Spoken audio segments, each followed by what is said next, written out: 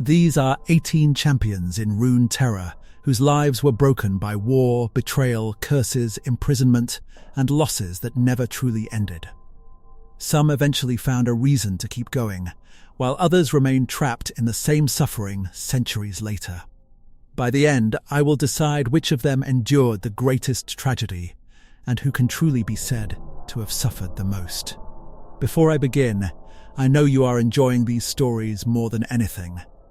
Do me a small favor by subscribing to my channel, because all the work I do here is for you. Your support is what I enjoy. Anyway, let's continue. Suffering alone does not make someone innocent. Viego's grief was real, but so was the devastation he caused while trying to undo it. Lysandra has spent ages protecting the world from the Watchers, yet she helped invite them into Rune Terror in the first place. Their pain still belongs in this comparison, but it cannot erase their choices. What matters is what each champion lost, how long they carried that loss, how much control they had over what happened, and whether any part of their former life can still be recovered. Rune Terror does not provide exact calendar dates for most of its ancient history. Its oldest events survive through myths, biographies, regional traditions, and stories written from limited points of view, which means a clean year-by-year ranking would create certainty the lore does not contain. I will use the order that the published accounts support. But when two ancient events cannot be placed precisely against one another, I will say so through the language rather than inventing a date. Where adaptations and champion biographies do not align cleanly, I will stay with the published champion biographies as the shared foundation for this account. The oldest tragedy in this comparison begins in the Freljord, with three sisters who tried to master forces larger than any mortal life. Avarosa, Cyrilda, and Lysandra were born in an age before the rise and fall of ancient Shurima, when wild magic and powerful spirits shaped the north. Each sister reached toward a different source of power, and each paid for that ambition. Cyrilda tried to command the heavens and lost her voice to the first twilight. Avarosa confronted the darkness beneath the world and could no longer hear. Lysandra challenged the power of the mortal wilds, and a primal god left her blind. One family had already paid 3 separate prices before its greatest mistake began.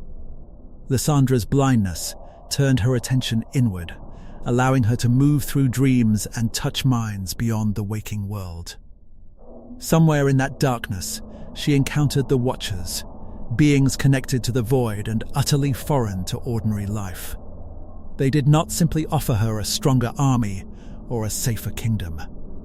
Their promise reached into the structure of mortality itself, granting Lysandra and those chosen with her a form of near immortality in exchange for preparing Rune Terror for the Watcher's arrival.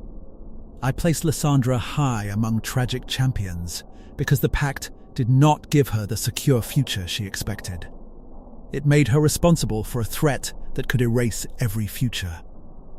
Avarosa rejected the agreement, Cyrilda also turned against it, and the bond between the three sisters collapsed beneath a conflict that had become larger than any of them. Lysandra tried to delay the Watchers, but delay could not repair the original bargain. When the Watchers finally pushed into the world, she faced a choice created by her own actions, and every available answer carried a terrible cost. Lysandra used the power around her to seal the Watchers beneath the howling abyss in true ice. The act also consumed the armies gathered there and took Avarosa and Cyrilda from her. Rune Terror survived, yet Lysandra emerged without either sister and without any reason to believe the prison would last forever. That is where her tragedy changes shape. The disaster does not finish when the battle ends, because the victory becomes a task she must continue for as long as the Watchers remain below. Across later ages, Lysandra buried the truth beneath altered histories and carefully managed legends. She presented herself through different identities, worked through the Frostguard, and tried to control what the people of the Freljord remembered about the three sisters. none of that erased the past. Songs and stories preserved pieces she wanted forgotten, while the beings below continued to trouble dreams and test the limits of their frozen prison. The problem was no longer only secrecy. True ice is not an eternal answer simply because it has survived for a very long time, and Lysandra knows the Watchers are beginning to stir. Her efforts include entering dreams, searching for minds and magic capable of holding the darkness back, and feeding the prison with whatever might strengthen it. The woman who once invited the Watchers now spends her existence preventing them from completing the arrival she helped prepare. That gives Lysandra's suffering an unusual structure. She lost her sight, her sisters, her old world, and any ordinary future, but she retained enormous power and a great deal of agency. Much of her burden grew from her own choice, and her later methods created victims who never shared that responsibility. I cannot place her above champions whose freedom was taken without consent. Still, a life spent guarding the consequence of one ancient mistake, while knowing that failure would destroy far more than the Freljord, deserves a place in this account. Lysandra also shows why duration alone cannot decide who suffered most. Thousands of uneventful years would not automatically outweigh one concentrated personal disaster, yet her years were not empty. The prison below her remained active, her sisters remained gone, and the truth remained dangerous. Every age added another layer of concealment and another reminder that she had not solved the threat. She had only prevented its final movement. There is no clean release waiting for her. If she stops, the Watchers may awaken. If she continues, she preserves a world that may never forgive the truth of how close she brought it to destruction. That is a real tragedy, although it is tied to guilt more than innocence. Lysandra suffered for ages, but she also chose the road that placed the burden on her shoulders. Far to the south, another ancient civilization produced a different kind of ruin. Shurima raised mortals into ascended beings, warriors and leaders reshaped through the power of the sun disk. Among them stood Nasus and Renekton, brothers whose strengths could not have looked more different. Nasus became known for learning, strategy, and long judgment, while Renekton carried a fierce temperament that found purpose in military service. Their bond began before either brother became more than human. Nasus feared that Renekton's anger and taste for fighting would eventually destroy his future, so he helped direct him into the Shuriman army, where discipline could give that force a purpose. Renekton rose as a warrior, while Nasus served the Empire through scholarship and command. Two different paths still led them back to one another when Nasus became gravely ill. The Empire decided that Nasus's mind and service were too valuable to lose, and an ascension was arranged. Nasus had grown too weak to reach the sun disk without help. Renekton carried his brother toward the ritual even though he believed the power involved might destroy him, choosing Nasus's survival over his own safety. What nobody expected was that the Ascension accepted both brothers, changing them together and preserving a bond that had already survived fear, illness, and war. For a time, their new lives appeared to justify the cost. Nasus and Renekton served Shurima as members of its ascended host, one guiding campaigns through knowledge and the other meeting danger directly. Their tragedy arrived with Xirath's betrayal and the fall of the Empire. When Xirath claimed the power of ascension and became a being of destructive magical energy, the brothers could not defeat him by strength alone. Renekton made the decision that defines everything that followed. He forced Xerath into the tomb of the Emperors and called for Nasus to seal them both inside. Nasus obeyed because leaving Xerath free could have finished what the fall of Shurima had begun, but closing that vault meant abandoning the brother who had once carried him to the sun disk. One brother chose imprisonment to save the world, and the other had to make that sacrifice real. The tomb held them across the long absence of the Shuriman Empire. Inside, Renekton fought Zirath again and again, while isolation and manipulation war against his mind. Zirath turned the sacrifice into a story of betrayal, persuading Renekton that Nasus had sealed him away out of cowardice or malice rather than necessity. The original memory did not vanish in one instant. It was overwritten through a captivity so long that the empire outside became a buried civilization. When the tomb finally opened, freedom did not return the man who had entered it. Renekton emerged, consumed by fury toward Nasus, carrying Zirath's version of the past as if it were his own. That is the sharpest part of his tragedy. The brother he loved enough to protect became the target of his hatred, and the choice he freely made was transformed into proof that he had been wronged. I rank Renekton among the strongest candidates because he lost more than time. Captivity damaged his ability to understand his own sacrifice. If he had remembered the truth clearly, the centuries inside the tomb would still have been dreadful, yet the act would have remained his. Zirath's manipulation took even that ownership from him. Renekton cannot take comfort in knowing why he entered the prison, because the reason has been turned against the person he saved. Nasus suffered on the opposite side of the sealed door. Shurima had fallen, the people and institutions he served were gone, and his brother remained trapped by Nasus's own hand. The wars that followed the Empire's collapse scattered or corrupted many of the remaining Ascended. Nasus withdrew from the world, carrying knowledge that could preserve history but could not restore the life he had known. His grief contains a survivor's burden rather than Renekton's stolen identity. Nasus understood why the tomb had to be sealed, which meant he could never honestly tell himself that another choice would have left everyone safe. The correct decision still cost him his brother. That changed when Shurima began to rise again and the tomb opened, because the loss he had mourned returned in a form that blamed him. Nasus now faces a brother who remembers imprisonment more clearly than love. Fighting Renekton risks harming the person he most wanted to recover, while refusing to oppose him allows Zerath's corruption to keep directing Renekton's actions. Knowledge gives Nasus no simple answer. A scholar who can preserve the history of an empire cannot force one damaged mind to accept the truth. Between the brothers, I place Renekton higher. Nasus lost a civilization and lived with guilt across ages.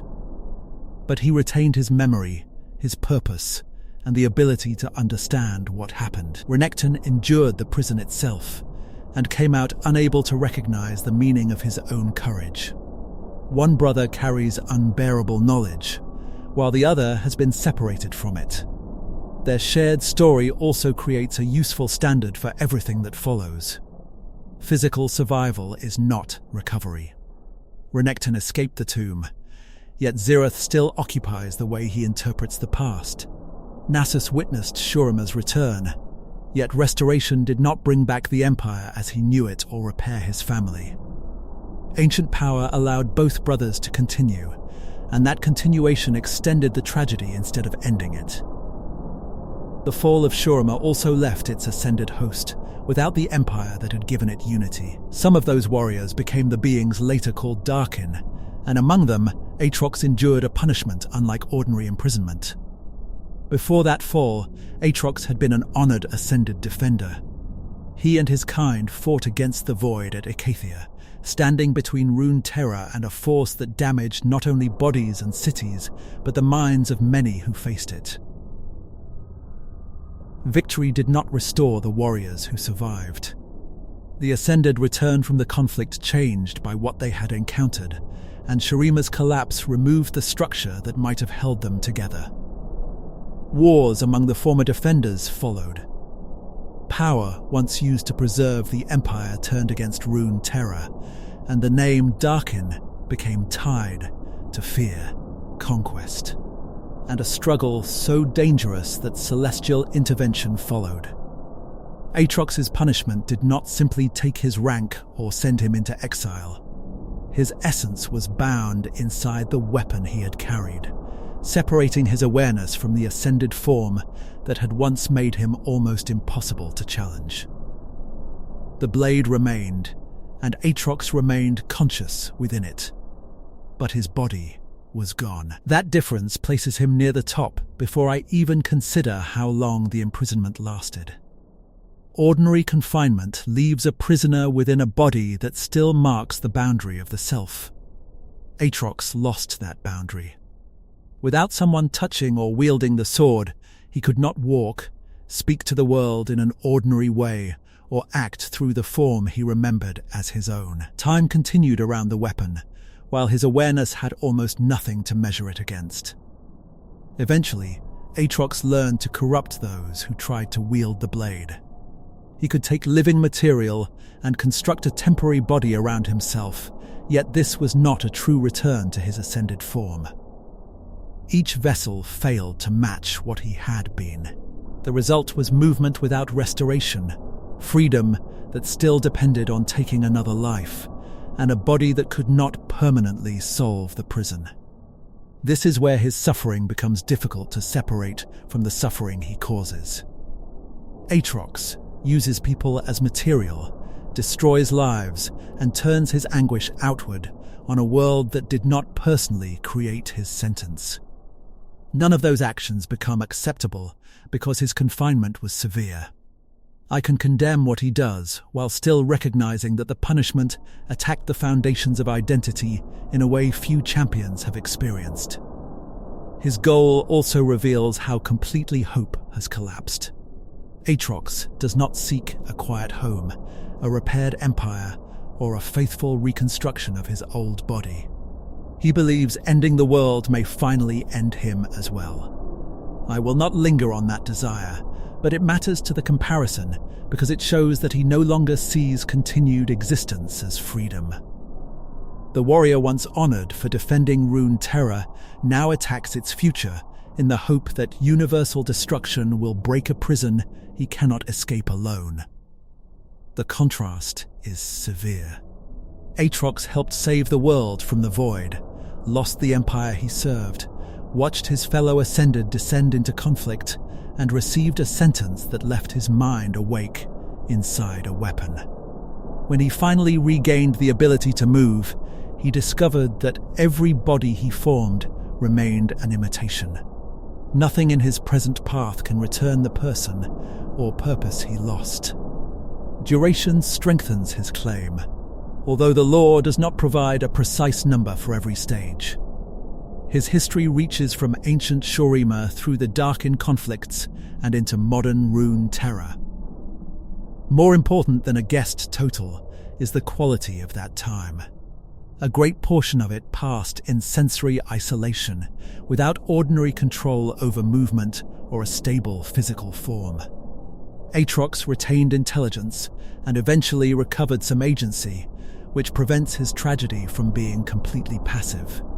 He also inflicts suffering with full awareness.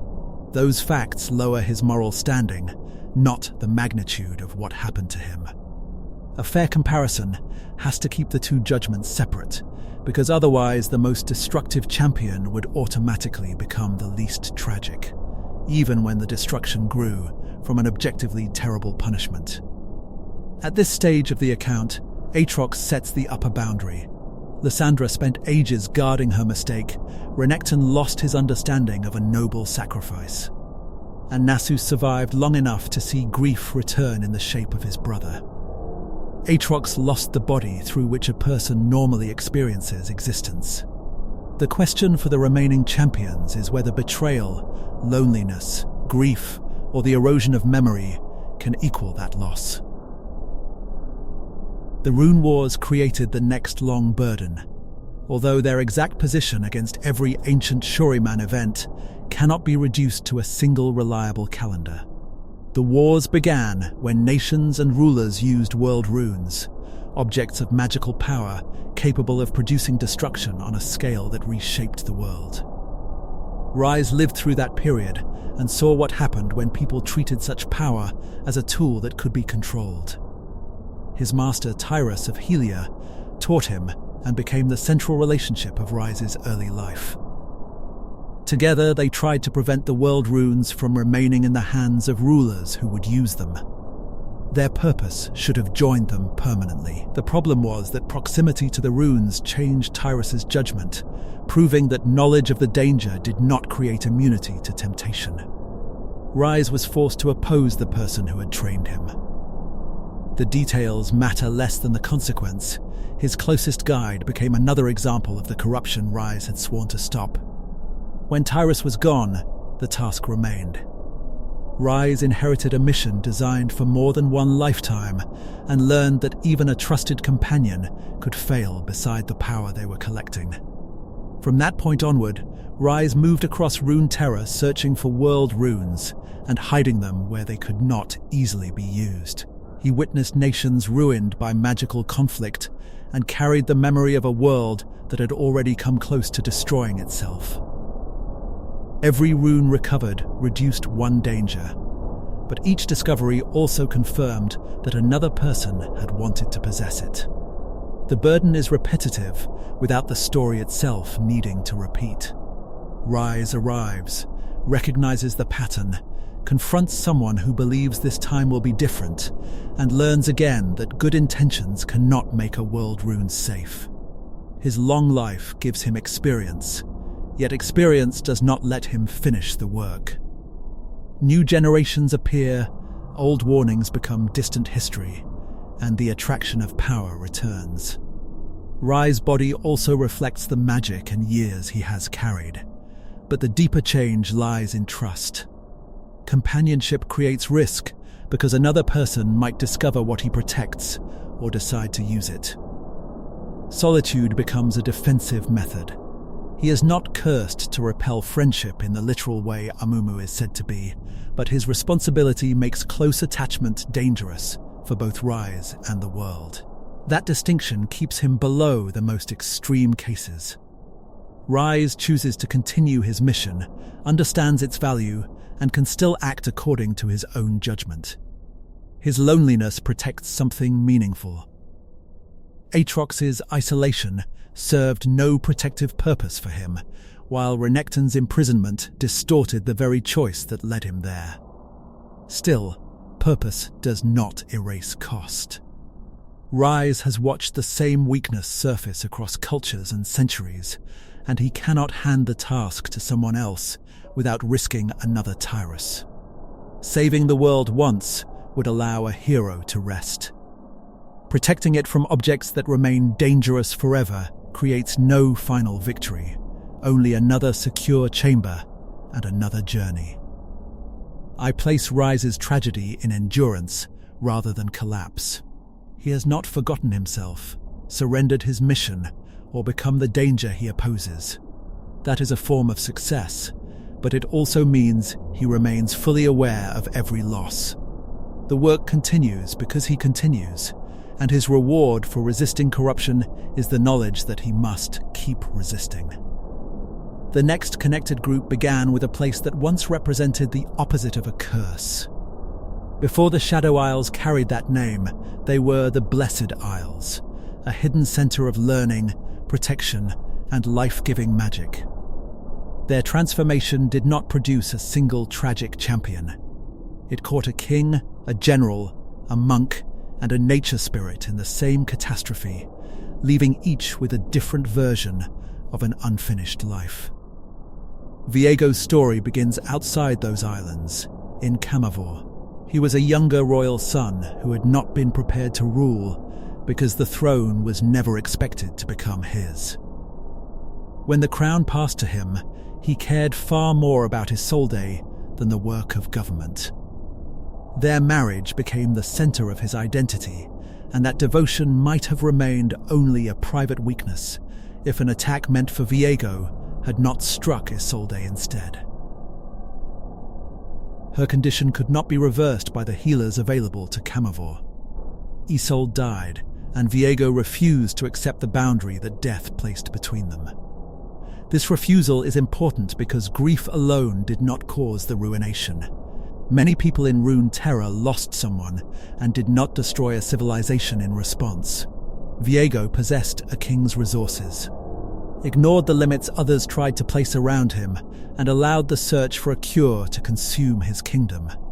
Callista, his niece and one of Camavor's finest generals, took part in that search. She crossed great distances looking for anything that might save the queen, eventually reaching the protected Blessed Isles. Their guardians possessed the waters of life. But by the time Callista returned with that knowledge, Isolde was already gone. The discovery that might have saved her arrived too late. Viego heard only that the waters held extraordinary power. He led a force to the islands and demanded access, treating a sacred refuge as one more possession a king could command. The islanders refused because the waters could heal life, not safely reverse death. Their answer did not change his purpose. With Thresh guiding him and Hecarim supporting the invasion, Viego reached the chamber where the waters flowed. Isolde's body entered the waters of life, and something returned, but it was not the reunion Viego expected. The magic met death, the king's enchanted blade, and the island's protective power in a catastrophic release. The Blessed Isles became the Shadow Isles. The black mist spread across the land, and countless souls were caught in a condition that denied them a natural end. Viego became one of those spectral beings. His grief survived, but death and the ruination narrowed it into obsession. More than 1,000 years passed between the original catastrophe and his return as an active threat, according to his official biography. That quantity matters because it turns a king's refusal to accept one loss into a wound capable of reopening long after everyone from his ordinary life should have passed from the world. When Viego awakened again, he searched Rune Terror for fragments connected to Isolde's soul. The black mist moved with his will, reaching beyond the islands and ruining people who had no part in Camavor's history. He treated each fragment as something he owned because it had once belonged to the woman he loved. Isolde's own wishes mattered less than the reunion he had constructed in his mind. That changed when he finally confronted the truth he had avoided. Isolde did not want the world destroyed in her name, and returning her could not restore the marriage or kingdom he remembered. The person he sought was not a reward waiting at the end of sufficient devotion. His actions had turned love into possession, and the ruination had spread the cost of his refusal across nations. I include Viego because his original loss was genuine, and his existence afterward remained trapped inside it. He lost Isolde Camavor, his mortal life, and the ability to understand affection without forcing the past onto the present. Yet he ranks below several victims of the same disaster because he retained agency at every decisive point. Advisors warned him, the islanders refused him, and Isolde ultimately rejected what he had done. His suffering also became a weapon he aimed at everyone else. That does not make the grief false, but it weakens any claim that he suffered most. Viego had opportunities to hear other people and chose obsession instead. A champion such as Callista lost her future through betrayal, while Viego destroyed futures because he would not accept the one thing even a king could not command. The current end of his story is not a peaceful resolution. Viego has been contained, leaving the ruined king unable to continue the search that defined him, while the damage he caused remains throughout the Shadow Isles and in the lives touched by the Black Mist. Containment stops immediate destruction, but it does not show that he understands his loss in a healthier way. The obsession has been interrupted, not healed. Viego's tragedy is powerful because he destroyed the very thing he wanted to preserve. Isolde's memory might have remained tied to love, but his campaign attached it to conquest and the suffering of strangers. Camavor's king wanted to overcome death, and the result created a land where death could no longer complete its ordinary course. He sought one person and made an entire region unable to move on. Callista's path through the same events is almost the reverse. Duty, rather than obsession, placed her in danger. She served Viego as general and niece, accepted the search for a cure, and discovered the Blessed Isles through persistence. When she learned what the waters of life could and could not do, she tried to protect the islands and prevent her king from turning grief into invasion. Hecarim stood beside her as commander of the Iron Order, and Callista trusted him. Their relationship joined political duty with personal confidence, which made his betrayal more destructive than an attack from an obvious enemy. When Viego's forces reached the islands and resistance hardened, Hecarim turned against Callista and ordered his warriors to follow him. Callista did not simply lose a battle. She discovered that the person and order she expected to stand beside her valued ambition and violence over loyalty. The betrayal came while she was already trying to contain a crisis created by her family and king. There was no safe side left. Protecting the Blessed Isles placed her against Camivore, while serving Camivore without question would make her part of an act she knew was wrong. Death did not end that conflict. The ruination transformed Callista into a spectral figure connected to vengeance, and centuries weakened the individual memories that once defined her. She remained drawn to betrayers and to people calling for retribution, but the general who had served a specific kingdom became something broader and less personal. That erosion of identity places Callista high on the list. A person can lose a home and still know who they are. Callista lost the stable connection between memory, judgment, and purpose. Her outrage survived more reliably than the life that gave the outrage meaning, leaving betrayal as the clearest shape inside her. The result was not simple justice. People could call on Callista through a binding oath, seeking vengeance against those they believed had betrayed them. Yet vengeance does not verify every story with the careful judgment that a living general might have used. The spirit answers a pattern, and that pattern grew from the final treachery of her life.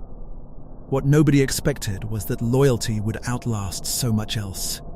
Even as personal details faded, the wound created by broken trust remained.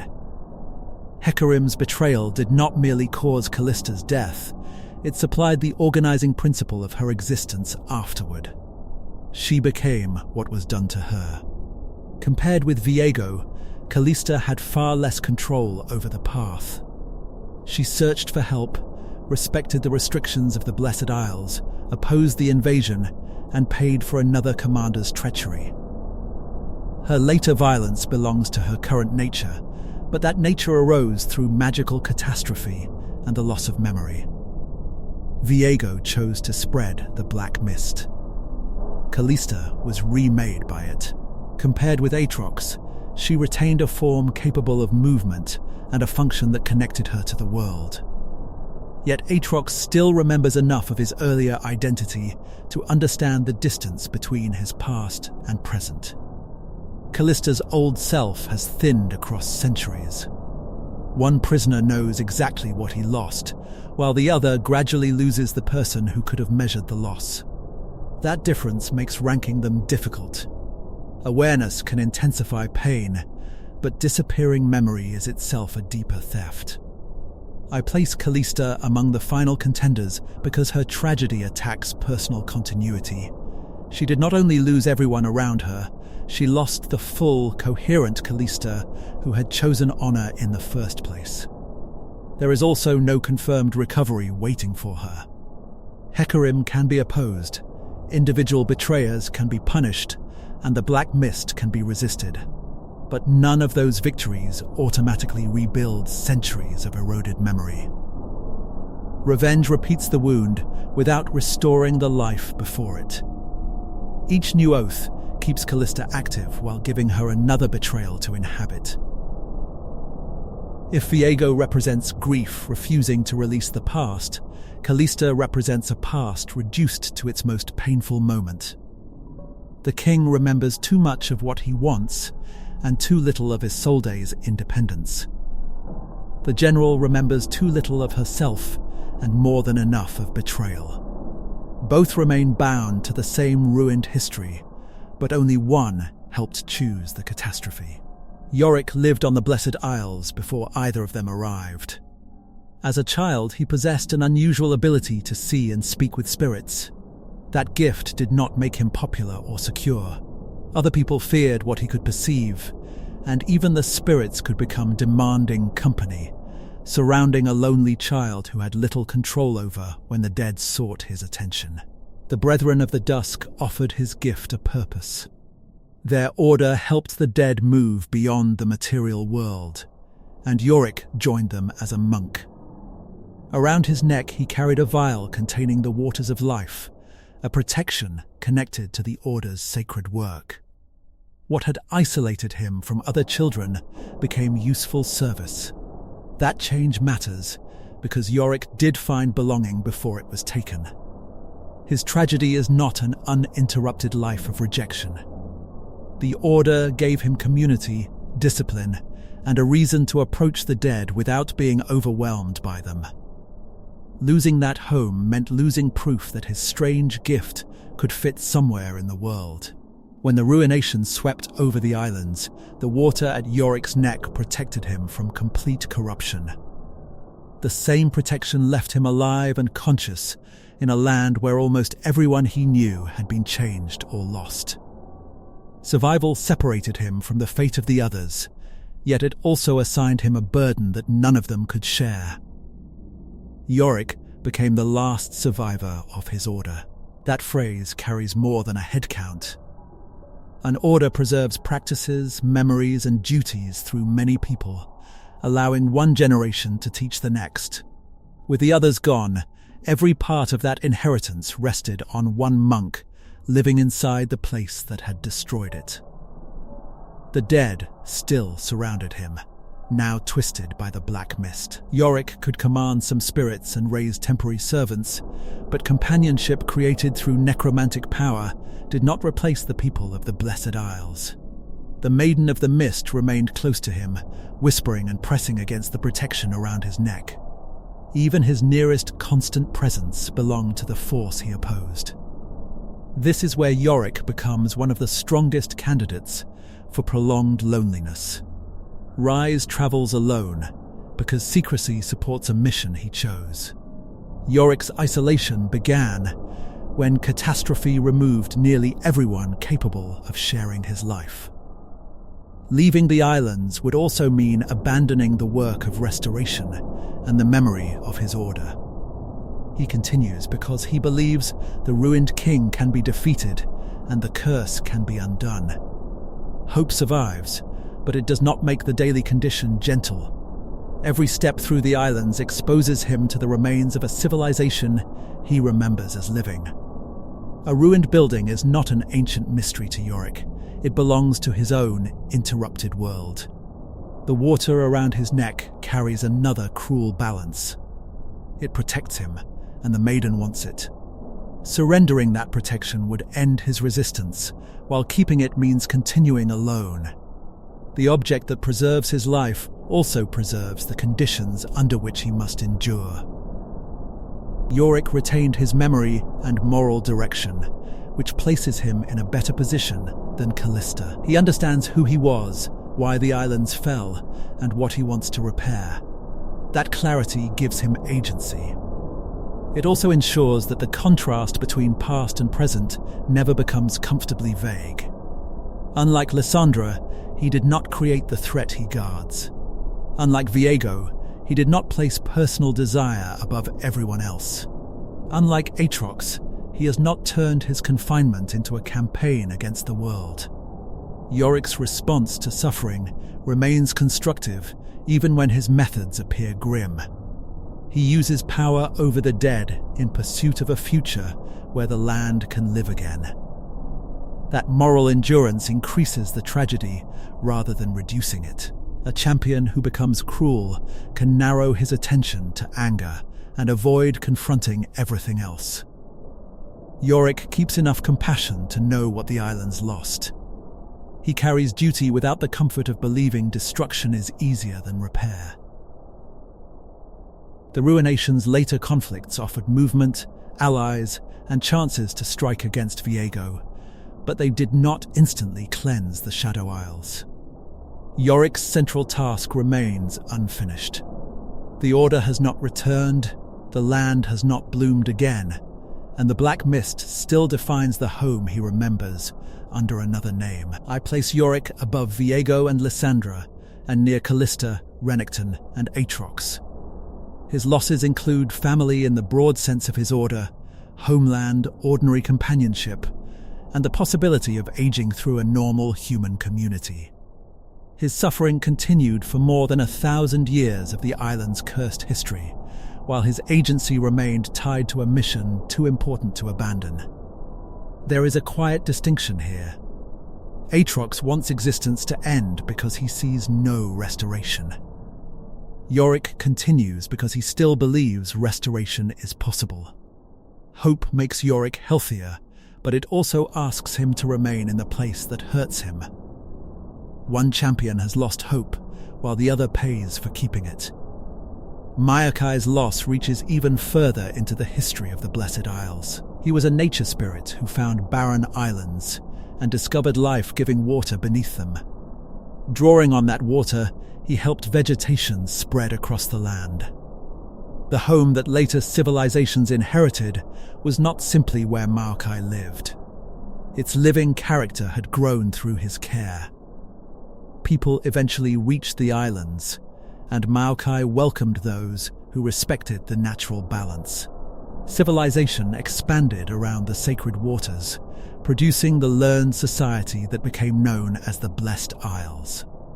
For a long period, human settlement and the spirit's work did not stand in opposition. Maokai had reason to trust that the life he cultivated could be shared. Viego's arrival broke that trust in one event. When death and resurrection magic collided, the corruption moved through the water and land Maokai had nurtured.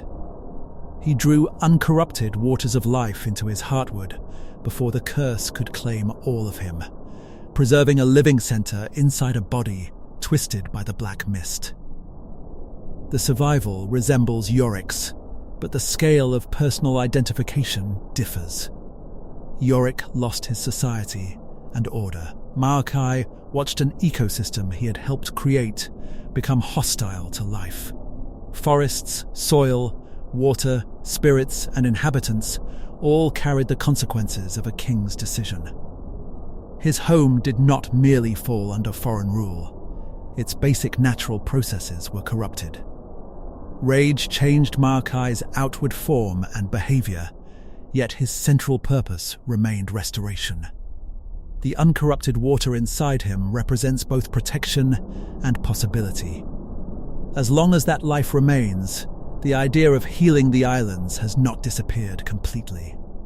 The result was a champion who carries a small part of the former land inside the damaged form created by its fall. Maokai's tragedy is less socially lonely than Yorick's because he is not human and does not relate to community in exactly the same way. Still, loss should not be measured only through human customs. His bond with the land defines him. Watching that land become a source of death attacks the relationship at the center of his existence. What makes the story especially cruel is the speed of the transformation. Growth takes time. Forests spread through seasons, settlements mature across generations, and trust forms through repeated experience. The Ruination undid ages of cultivation through one disastrous release of power. Maokai endured the difference between patient creation and sudden destruction. He now fights the spirits and forces occupying the Shadow Isles, seeking a way to return life to the place. Each act of resistance proves he has not been wholly corrupted. None of it changes the current fact that most of the world he made remains trapped under the mist. I rank Maokai below Yorick because his sense of self and purpose survived with unusual strength, and because the waters of life inside him provide a concrete basis for hope. Yorick's surviving protection keeps him alive, while Maokai's heartward may also help restore the land itself. That possibility does not erase grief, but it gives his suffering a direction beyond endurance. Among the 4 champions shaped directly by the ruination, Callista and Yorick carry the greatest personal cost. Maokai lost a living world but preserved his identity and the seed of repair. Viego lost Isolde but repeatedly chose to deepen the disaster. Callista lost trust and then much of herself, while Yorick kept himself only by remaining alone with the remains of his home. The comparison also shows 4 different relationships with memory. Viego forces memory to serve desire. Callista's memory decays until betrayal dominates it. Yorick preserves memory as duty. Maokai holds memory in the living substance of his own body, carrying the old islands within the form produced by their destruction. Tragedy does not repeat merely because all 4 share one catastrophe. The same event took something different from each of them. Another ancient empire created a tragedy smaller in scale, but deeply personal. Vhagar began as a curious yordle connected to Bandle City, a place whose pathways do not obey the ordinary geography of Rune Terror. Yordles possess a strong relationship with the spirit realm and with the communities that shape their identities. Vhagar's interest in celestial magic drew him outward, where his talent eventually attracted the attention of the wrong ruler. Mordekaiser captured Vhagar and held him within the immortal bastion. Imprisonment in the material realm cut the Yordle away from Bandle City, while Mordekaiser forced his magical skill toward darker purposes. The isolation was not an accidental side effect. It helped reshape someone once defined by curiosity into a servant useful to an empire built around domination. The captivity continued across years that the biography does not number precisely. I will not invent a total, but the account makes clear that the period was long enough to twist Vhagar's sense of self. He emerged determined to be feared as an evil master, adopting the language and appearance of villainy as though power could prevent anyone from controlling him again. What makes the outcome tragic and strangely uneven is that Vhagar's actions do not always produce the evil he intends. He threatens communities, confronts other wrongdoers, and tries to prove his darkness, yet the result can leave people safer than before. The old inclination to help has not disappeared completely. It survives beneath a personality built to resemble the person who hurt him. That contradiction does not turn his story into a joke. Humor exists in Vhagar's presentation, but the foundation remains forced isolation and psychological damage. A former prisoner announces that nobody can dismiss or command him, and each exaggerated claim of power carries the shape of the captivity he escaped. Vhagar lost reliable access to home, trust in his earlier identity, and the chance to develop his magic without coercion. Unlike Callista, he remembers enough to construct a new persona, but the persona reflects his captor's values. Unlike Renekton, he is not directly hunting someone he once loved. Yet manipulation still altered the way he interprets himself. The result was freedom without clean recovery. Mordekaiser no longer directs each action, but Vhagar continues to organize his life around proving that he cannot be made powerless. His captor occupies the performance even in absence. When a person builds every room in opposition to a prison, the prison still influences the shape of the house. I place Vhagar above champions whose grief did not fundamentally alter identity, though below Aatrox and Callista. His body, magic, mobility, and flashes of original conscience survived. Those surviving pieces create a path towards something better, even if he cannot yet describe it as healing without contradicting the villain he believes he must be. His case also exposes a limitation in judging tragedy through outward seriousness. A champion can look theatrical and still carry genuine damage. Vhagar's failed attempts at villainy are entertaining at the surface, but they do not cancel the fact that Mordekaiser deprived him of freedom and used isolation to reshape a gentle nature.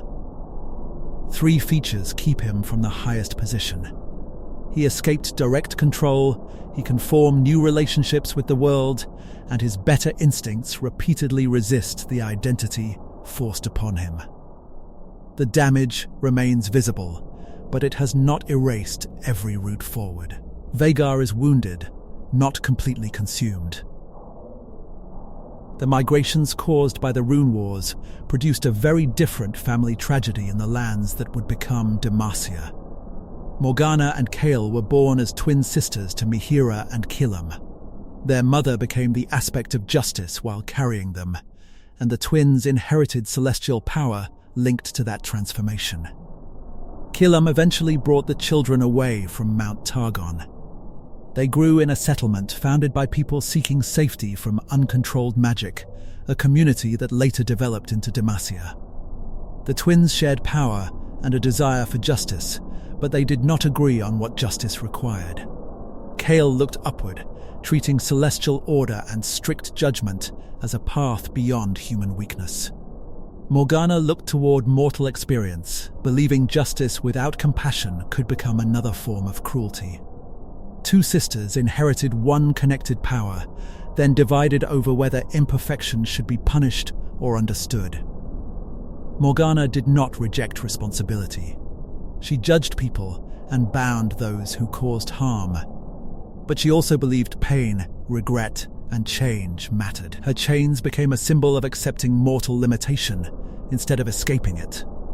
That choice separated her from Kael's pursuit of transcendent order. The break between them reached its worst point when conflict in the growing city drew both sisters into opposition. Their power brought destruction to the place they had sworn to protect, and their father was lost during the crisis. Grief did not reunite them. Kael left Demacia, while Morgana remained below and withdrew from public life. One family became 4 separate paths. Mihira's transformation had already placed distance between mother and children. Kilam's life ended amid the sisters' conflict. Kael departed toward Targon, and Morgana concealed herself among the people whose flaws she still chose to understand. Immortality, or extended celestial life, ensured that the division did not fade within an ordinary generation. I include Morgana because she carried both bereavement and rejection. Demacia was shaped by fear of magic, even though one of its hidden protectors embodied magical power. She remained close enough to care for mortals, but unable to live openly as an ordinary member of their society. The contrast with Lysandra is useful. Both ancient women hide within institutions and legends, both lost sisters through conflicts connected to enormous power, and both continue protecting a world that does not know the full truth. Lysandra hides responsibility for a threat she invited. Morgana hides because the society around her distrusts the very nature through which she could help it. Morgana retains more emotional balance than many champions in this account. She understands suffering without making it the only truth about a person.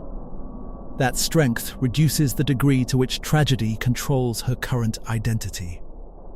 She is lonely and estranged, but she has not lost the capacity to offer another person compassion. For that reason, I rank her lower than Vhagar, Callista, or Renekton. Morgana's pain is ancient and unresolved, yet she still chooses what it means. The family she wanted cannot simply be restored, and reconciliation with Kael remains uncertain, but Morgana has not become a captive of one moment. Her tragedy rests in contradiction. She accepts human emotion while living beyond an ordinary human span. She stays near Demacia while remaining hidden from much of it. She preserves the half of justice that makes room for redemption, even though her own family has not reached that redemption. Nothing confirms that the separation between the sisters must last forever. That possibility matters. Hope is not proof of recovery, but a future conversation remains more imaginable for Morgana than a restored body is for Aatrox, or a recovered ancient identity is for Callista. The road is difficult, not erased. Mount Targon later became the source of another divided identity. Atreus was a Rakaran warrior named for one of the 4 stars in the constellation associated with war. He did not begin as the strongest fighter of his people. Persistence defined him more than effortless talent, and his closest friend, Pylus, climbed Mount Targon beside him. The journey ended differently for each man. Pylus did not return, while Atreus reached the summit and encountered the celestial aspect of war. Instead of sharing power while preserving the mortal's control, the aspect took command of Atreus's body and suppressed the person inside it. That loss of agency places Atreus in this account before his later wounds are considered. His body continued moving through the world, but another will directed it. The aspect regarded the mortal as weak, treating a human life as a vessel rather than a partner. War eventually confronted Aatrox. The Darkin defeated the aspect so completely that the celestial constellation itself disappeared from the sky. Yet Atreus survived inside the body the aspect had used. The being that had dismissed him was gone, and the supposedly weaker mortal regained control. Survival did not return Atreus to the life he left. Pylus remained gone, the aspect had taken years and agency from him, and the wound from Aatrox left another reminder that cosmic powers treated mortal lives as pieces in their own conflicts. Atreus recovered with help from Ayula, Pylas's widow, and chose to carry the name Pantheon himself. That choice transformed a title of possession into a declaration of human resistance. Atreus kept the celestial weapons and learned to awaken their power through his own will. Each time he stands again, the story rejects the aspect's judgment that humanity is defined by weakness. The result was not freedom from struggle. Atreus placed himself against Darkin, Celestials, and anyone who would reduce mortals to instruments. His purpose requires repeated confrontation with forces capable of overwhelming him. Persistence remains his defining strength because defeat remains a real possibility. During the later ruination, another power temporarily overcame him and drew the fallen aspect's force back through his body. Even after reclaiming himself once, Atreus learned that possession could happen again. The victory over control was not a permanent lock placed around his identity. I rank Atreus' suffering above ordinary heroic loss because violation of agency occurred more than once. Losing a friend and enduring battle would already create grief. Being present while another intelligence uses one's body adds a separate form of captivity, and the possibility of recurrence prevents the first recovery from feeling complete. Atreus still ranks below the final contenders because he recovered himself. His identity became stronger rather than weaker. He formed a clear purpose, and his will can ignite the celestial power left behind. Aatrox's imprisonment destroyed bodily continuity, while Atreus's possession ultimately proved that his mortal self could survive a celestial attempt to erase it. Their contrast is one of the sharpest in Rune Terror. Aatrox sees continued struggle as evidence that existence has become a prison. Atreus sees the ability to rise again as evidence that no higher power can define a mortal's limits forever. Both experience the arrogance of cosmic systems, yet one lost hope and the other built an identity around preserving it.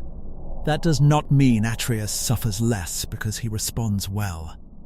Strength should not be used to pretend a wound never happened. His resilience changes the current status of the tragedy, not the reality of stolen years and lost control. He belongs here because recovery was hard won and remains something he must defend. The next champion cannot be placed so neatly on the chronology because his history is preserved as contradictory Shuriman legend. Amumu is described as a lonely, melancholy figure from ancient Shurima, wrapped in bandages and cursed so that closeness brings ruin. Stories about his origin have been retold for so long that the official account warns us not to separate truth from folklore with false confidence. Some legends describe a young member of an early Shuriman ruling family. Others offer different explanations for his condition and isolation. I will not choose one as confirmed history because the uncertainty is part of the canon. The only reliable center is the figure wandering in search of friendship and repeatedly failing because of the curse attached to him. Amumu's tragedy is simple enough to sound smaller than imperial collapse, but its structure is almost perfect. He wants companionship, and the force surrounding him makes companionship dangerous. The thing he seeks cannot safely approach. Unlike Rise, solitude does not protect a chosen mission. Unlike Yorick, it does not preserve hope for a homeland. Isolation is the curse itself. That creates a painful cycle. Amumu searches because he is lonely, yet every attempt risks confirming that he must remain alone. A curse tied to affection turns kindness into danger and makes rejection appear responsible. Anyone who learns what closeness may cause has reason to step back, even if they do not hate or fear the person beneath the bandages. Duration could place Amumu near the highest tier, since the legends reach back to ancient Shurima.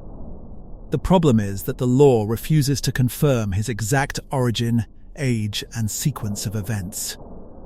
I can say that generations have told stories about him.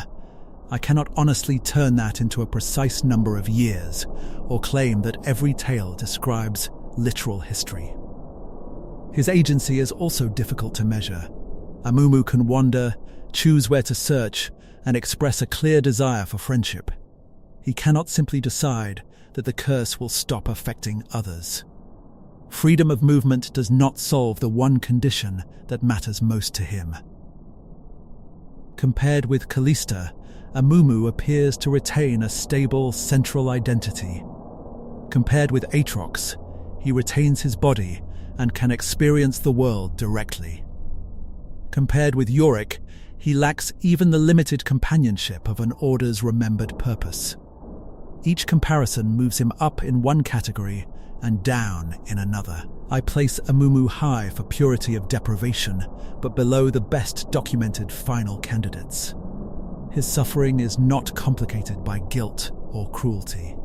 He is not guarding a mistake, pursuing revenge, or trying to dominate anyone. He wants a friend, which may be the smallest desire in this account, and cannot safely fulfill it. The uncertainty around his biography should not be filled with dramatic invention. It makes him more folkloric, not less tragic. Rune Terror's cultures may disagree about who Amumu once was, yet they preserve the same image of impossible closeness. When every version of a legend remembers loneliness, loneliness is the fact the world has chosen not to forget. There is no confirmed cure in his current story. He continues to roam, and the search itself proves that resignation has not fully replaced hope. That fragile hope distinguishes him from Aatrox. Amumu still looks for one person who might remain, even after the curse has given him every reason to expect another loss. Piltover and Zorn produced a tragedy based on gradual replacement rather than ancient magic. Oriana began as a curious human girl who worked beside her father, Corin Revek, in his workshop. She learned craft through practice, developed into a capable artisan, and wanted to see more of the world than the protected life around the shop allowed. An industrial disaster in Zorn drew her toward people who needed help. Exposure to dangerous conditions left her gravely ill, and Corin responded through invention. One failing part of Oriana's body was replaced with clockwork, followed by another as the illness continued. The process saved her life, but each success changed the meaning of the next decision. Replacing one organ can be understood as treatment. Replacing nearly every part of a body raises questions the procedure itself cannot answer. Oriana remained involved in the work and adapted to the changes, yet the line between healing and becoming someone new moved with every replacement. Corin's own health later failed.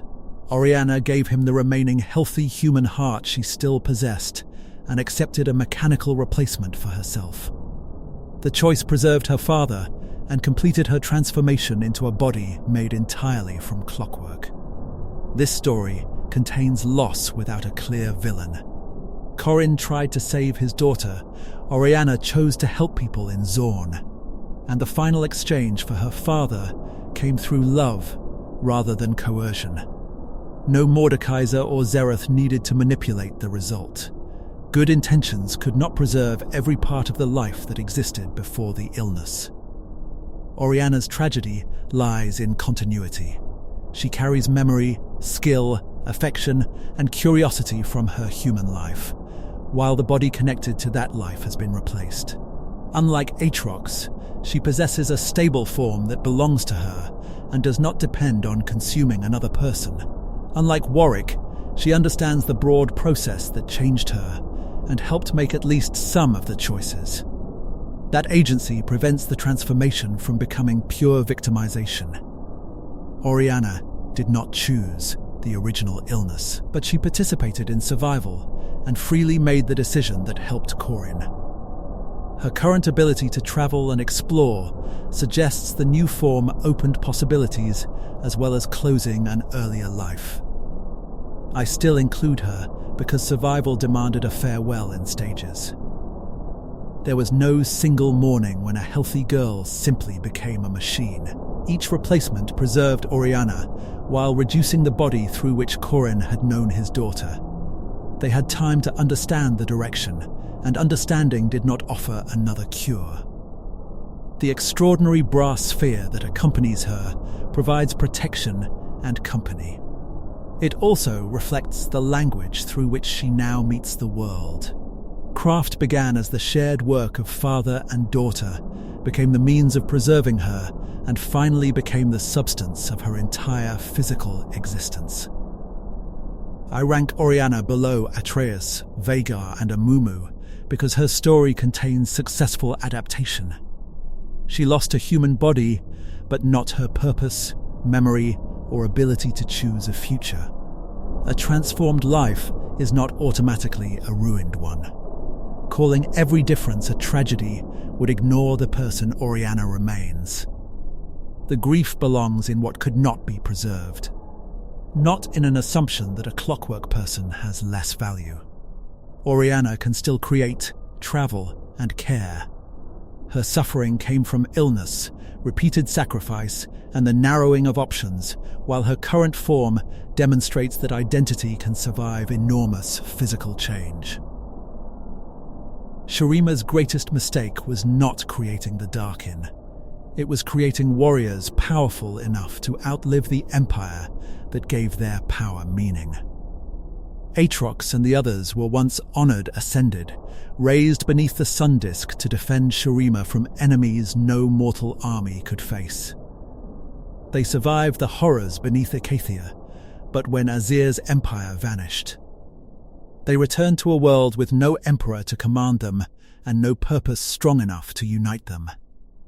Those former protectors divided the ruins between themselves. They reshaped their bodies through blood magic, raised armies, and fought until the name Darkin replaced the titles they once carried. Mortals eventually discovered that defeating them in battle would never be enough. To end the war, they would have to trap Shurima's fallen gods inside the very weapons they carried, leaving their minds alive within blades, bows, and other prisons that could remain hidden for thousands of years. Before we return to the Sun Disk and the First Ascended, subscribe if you enjoy long, relaxing journeys through League of Legends lore, and leave a like to help more people find the channel.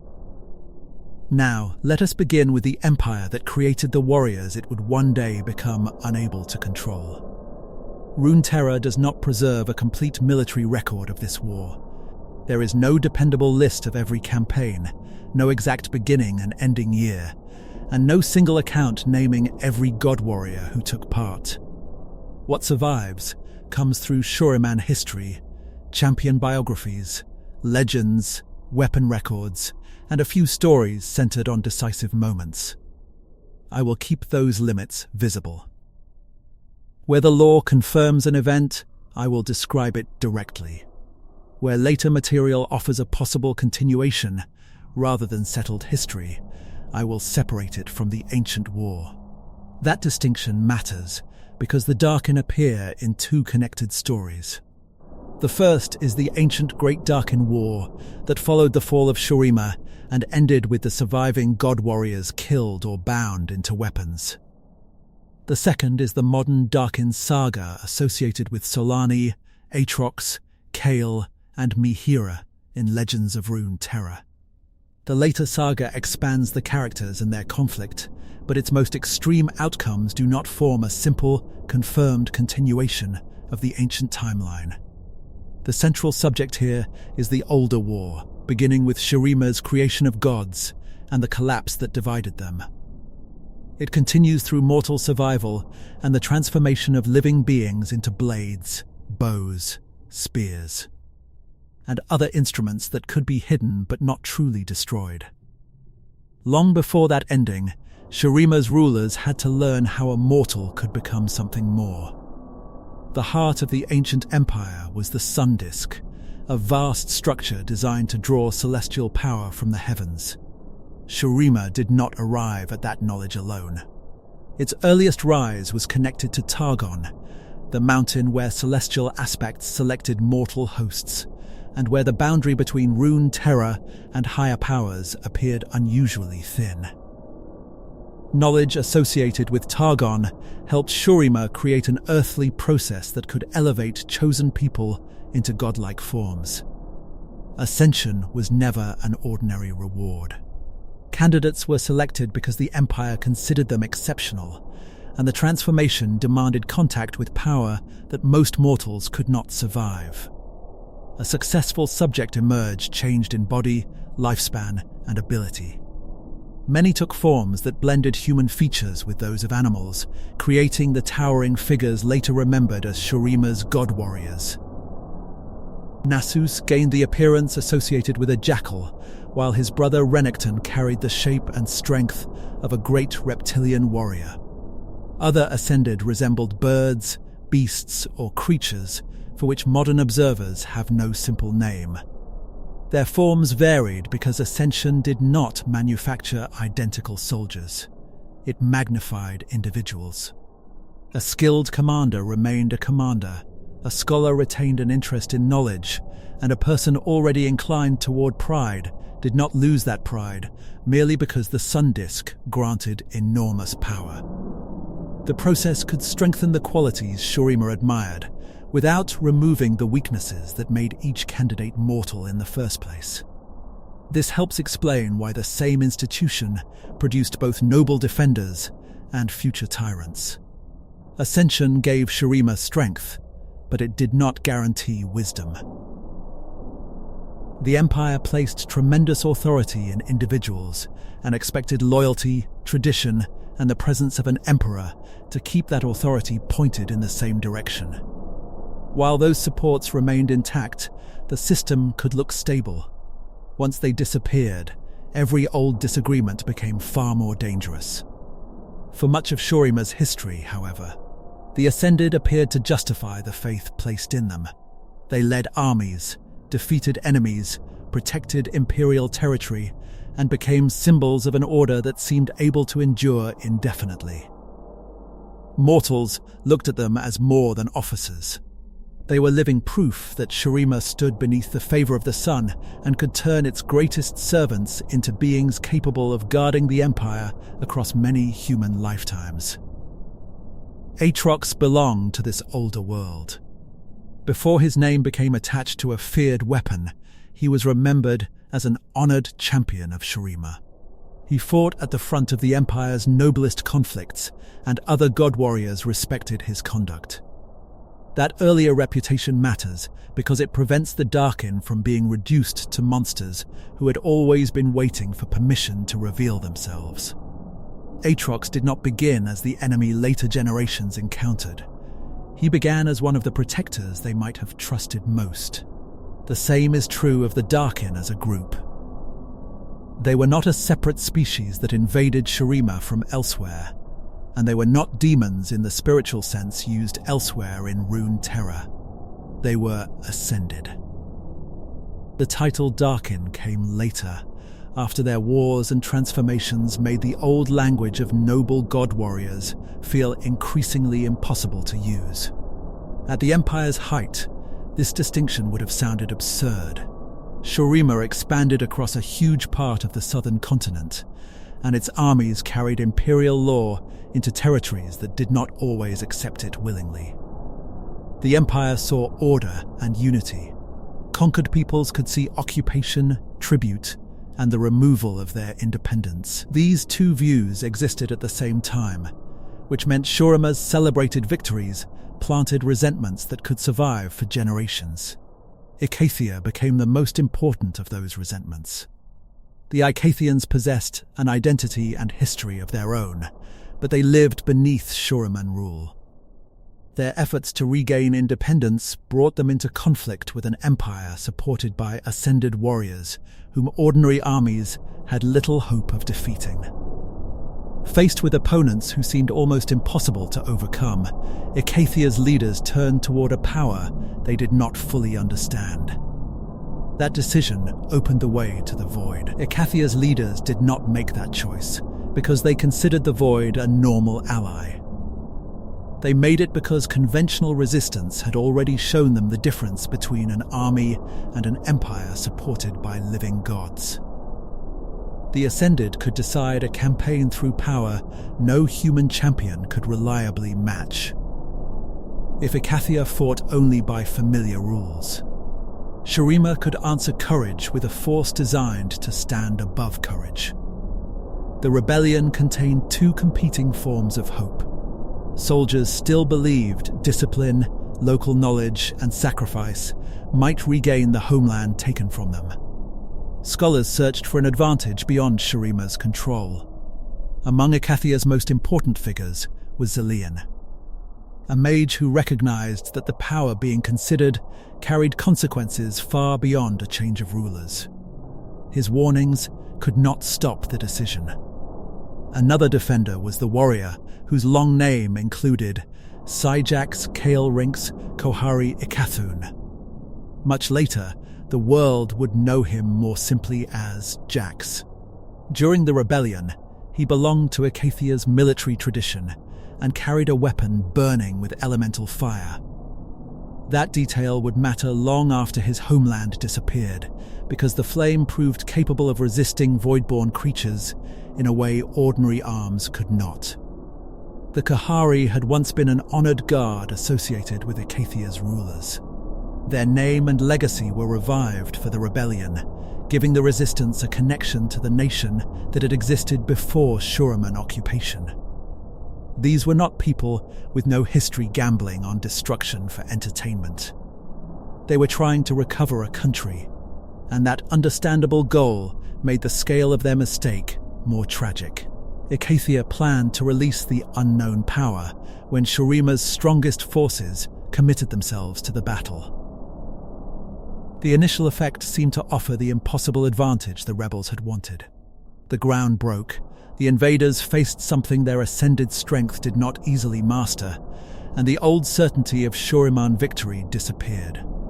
Control disappeared with it. The Void did not distinguish between the Empire and the people resisting it. Once the breach opened, Icathia could not order the power to stop at a border or spare the soldiers who had helped release it. The nation was not liberated into a peaceful independence. It became the site of a wound that continued to threaten Rune Terror after the original rebellion had ended. Jax survived, but survival gave him no country to return to. His later life became a search for warriors and weapons capable of standing against the Void if the danger rose again.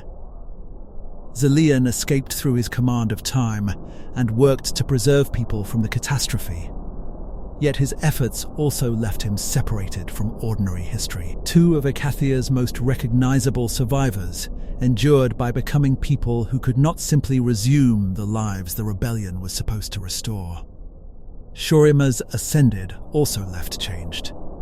Sataka, the warrior queen associated with the Chalakar, was among the great figures connected to the fighting around Ecathia, and her loss deprived the god warriors of a respected leader. The weapon she carried survived her, and later became central to the plan against the Darkin. In that way, the Void War produced both part of the damage that destabilized the Ascended, and one of the objects eventually used to bring their later war to an end. The Imperial response to Ecathia could still be described as a victory, because the rebellion failed and the breach did not immediately consume the world. That word hides almost everything that mattered. Ecathia was devastated, the Void had entered Rune Terror on a terrifying scale, celebrated Ascended were lost, and the survivors carried memories that would shape their conduct after Shurima's fall. An empire can place a victory on a monument even when the people who achieved it know that nothing has truly been repaired. The Void is not simply another kingdom hidden beyond Rune Terror's borders. It represents an alien absence pressing against creation, and its influence does not obey the comfortable rules by which mortal nations understand war. When Ecathia released that power, the intended weapon refused to remain a controlled advantage. The battlefield ceased to behave like normal land, and both sides encountered a threat that could consume the people who had summoned it as readily as the forces they hoped to defeat. Accounts of Ecathia emphasize confusion because ordinary descriptions become unreliable around the Void. Formations, fortifications, distance, and even the confidence that the ground will remain where it should can lose their meaning. Shurima sent forces that had broken kingdoms, yet military experience could not make the enemy familiar. The Empire's god warriors were powerful enough to fight creatures emerging from the breach, but strength did not make them immune to what they witnessed. The war against the Void became the first great curse later legends placed upon the Darkin. Those who survived carried damage that could not be displayed on a victory monument. They had faced a force hostile not only to life, but to reality itself, and they returned with memories that time did not soften. An ordinary veteran might hope that age would eventually place distance between the present and a terrible campaign. An Ascended could live on while the people who understood that campaign grew old and disappeared. Immortality made the burden longer, it also made isolation easier. The god warriors had been created to stand above mortals, and the Void War widened that separation. The people waiting at home could honor them without truly sharing what they had experienced. Shurima still needed these champions, so they were expected to resume their roles within an empire that preferred to see durable gods rather than injured survivors. Their bodies remained powerful. Their minds carried something the sun disk had never been designed to repair. Not every Ascended responded in the same way. The law does not claim that a single experience instantly corrupted all of them, and several remained loyal or withdrew rather than joining the wars that followed. Nasus survived the Empire's collapse without becoming a Darkin conqueror. Renekton's later suffering followed a different path connected to Zirith. The important point is not that every god warrior became identical. It is that the Void War weakened a generation of immensely powerful individuals shortly before the political structure holding them together vanished. Shurima still appeared mighty after Ecathia, but the victory concealed a fracture. The Empire had defeated neither the Void nor the possibility of its return. It had contained a disaster at an enormous cost, and its defenders now understood that their divine forms did not place them beyond fear. That knowledge followed them into every event that came next. The second great curse arrived with the fall of Shurima itself. Azir had not been raised as the inevitable heir to the empire. His path to the throne developed through deaths within the royal family and through a friendship with Zirith, an enslaved boy who became one of the closest figures in his life. Their relationship carried an imbalance that affection alone could not erase. Azir held the power to free Zirith, but delayed acting openly, while Zirith spent years helping secure a future whose promises remained dependent upon another man's decision. By the time Azir prepared for ascension, Zirith no longer trusted that future. Azir intended to announce the freedom of Shurima's enslaved people, but the decision came too late to undo the anger, secrecy, and ambition that had already developed. At the ascension ceremony, Zirath betrayed him and took the celestial power meant for the Emperor. The result destroyed Shurima's capital and broke the empire at its center. Azir fell before completing the transformation that had been prepared for him, while Zirath emerged as a being of immense magical energy. Renekton carried Zirath into a magical tomb and asked Nasus to seal them both inside, sacrificing his own freedom to contain the threat. Nasus obeyed, then withdrew into grief and isolation. In a very short span, Shurima lost its emperor, its capital, its central government, and several of the greatest figures who might have held the remaining ascended together. The god warriors returned from distant territories to find no clear succession and no functioning authority worthy of universal obedience. Many had commanded armies and governed regions in the emperor's name. Without that emperor, each could claim to understand what Shurima needed. Some tried to preserve parts of the old order, while others behaved as if their strength entitled them to inherit it. That was the dangerous design hidden inside the ascended system. Shurima had created long-lived commanders with personal armies and immense powers, then concentrated legitimacy in a dynasty and capital that disappeared together. No ordinary council could easily command beings who remembered centuries of service. No local ruler could force them to surrender territory. Even an ascended who sincerely believed that unity had to be restored could decide that only personal rule would achieve it. The empire did not pass cleanly into a successor state. It broke into regions, military domains, frightened communities, and competing claims. Old enemies tested their freedom.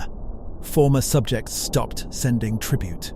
Commanders who had once marched under a shared banner now watched one another across borders that had not existed while Azir ruled. For mortals, the collapse meant that the guardians of the old world became the people most capable of preventing a new one from forming. The earliest stage of the Darkin War was less a formally declared conflict than a spreading contest among former protectors. Ascended leaders gathered soldiers, occupied territory, and tried to impose their own versions of stability. One domain challenged another, alliances formed around immediate threats, and each campaign created new reasons for revenge. The name of Shurima remained powerful, but there was no longer one Shurima capable of deciding which claimant represented it. This was where authority turned into warlord rule. An ascended commander could outlive every mortal advisor who questioned a decision. A defeated human army could be rebuilt within a generation, but the god who had defeated it might still be standing at the same border. Communities learned to arrange their lives around rulers whose disputes operated on a scale ordinary people could not control. The combatants also changed themselves. During the Void War, some Ascended had encountered forms of magic that taught them new and terrible possibilities. Blood magic allowed a skilled practitioner to control, reshape, or sustain living flesh. In the hands of a wounded mortal healer, such knowledge might have appeared to offer relief. In the hands of an immortal warrior seeking a stronger body, a more obedient army. Or a way to recover from damage, it became an instrument of domination. The Darkin used this magic on themselves and on others. They altered their appearances, enlarged or rebuilt their forms, and treated living bodies as material that could be forced into shapes useful for war. Their armies could be changed along with them. The result separated these warriors further from the images once carved in Shuriman monuments. An ascended form had originally represented celestial elevation. A Darkin form increasingly represented what its owner could seize, remake, and hold together through will. This is the third part of the curse described in their own legends. The void had wounded them, the Empire's fall had removed their purpose, and their response completed the transformation. No outside force made every choice for them. Their pain explains why many were vulnerable to despair, rage, or obsession, but it does not erase the suffering they inflicted after gaining power over defenseless populations. The word Darkin emerged from that age. Its precise linguistic history is less important than the change it marked. People no longer looked at the warring god warriors and saw the protectors celebrated by imperial tradition. The new name grouped them according to what the world now experienced, beings of overwhelming strength who had turned their gifts against one another and against the people the old empire claimed they existed to defend. Even then, the category remained broad. Darkin were not members of one united nation. The defining conflict of their age was partly a war among themselves. Some desired restoration, some domination, and others may have wanted only to survive in a world where every rival represented a future threat. Their methods differed, as did their views of freedom, order, and what remained of Shurima. Aatrox became one of the most important figures within those struggles. His earlier honor gave him status among the former Ascended, while his power allowed him to command respect long after the Empire disappeared. Later accounts place him among the strongest Darkin and connect him to followers who still answered his call after imprisonment. Yet leadership did not mean that every Darkin accepted his vision. A being powerful enough to reject mortal rule was unlikely to surrender easily to another god warrior. Solani represented a different answer to the same collapse. Later Darkin material remembers her as a healer who mastered blood magic so completely that she could use it to control other living beings. To her, forced unity could be presented as an end to conflict. If no warrior retained the freedom to resist, then the wars among them could stop.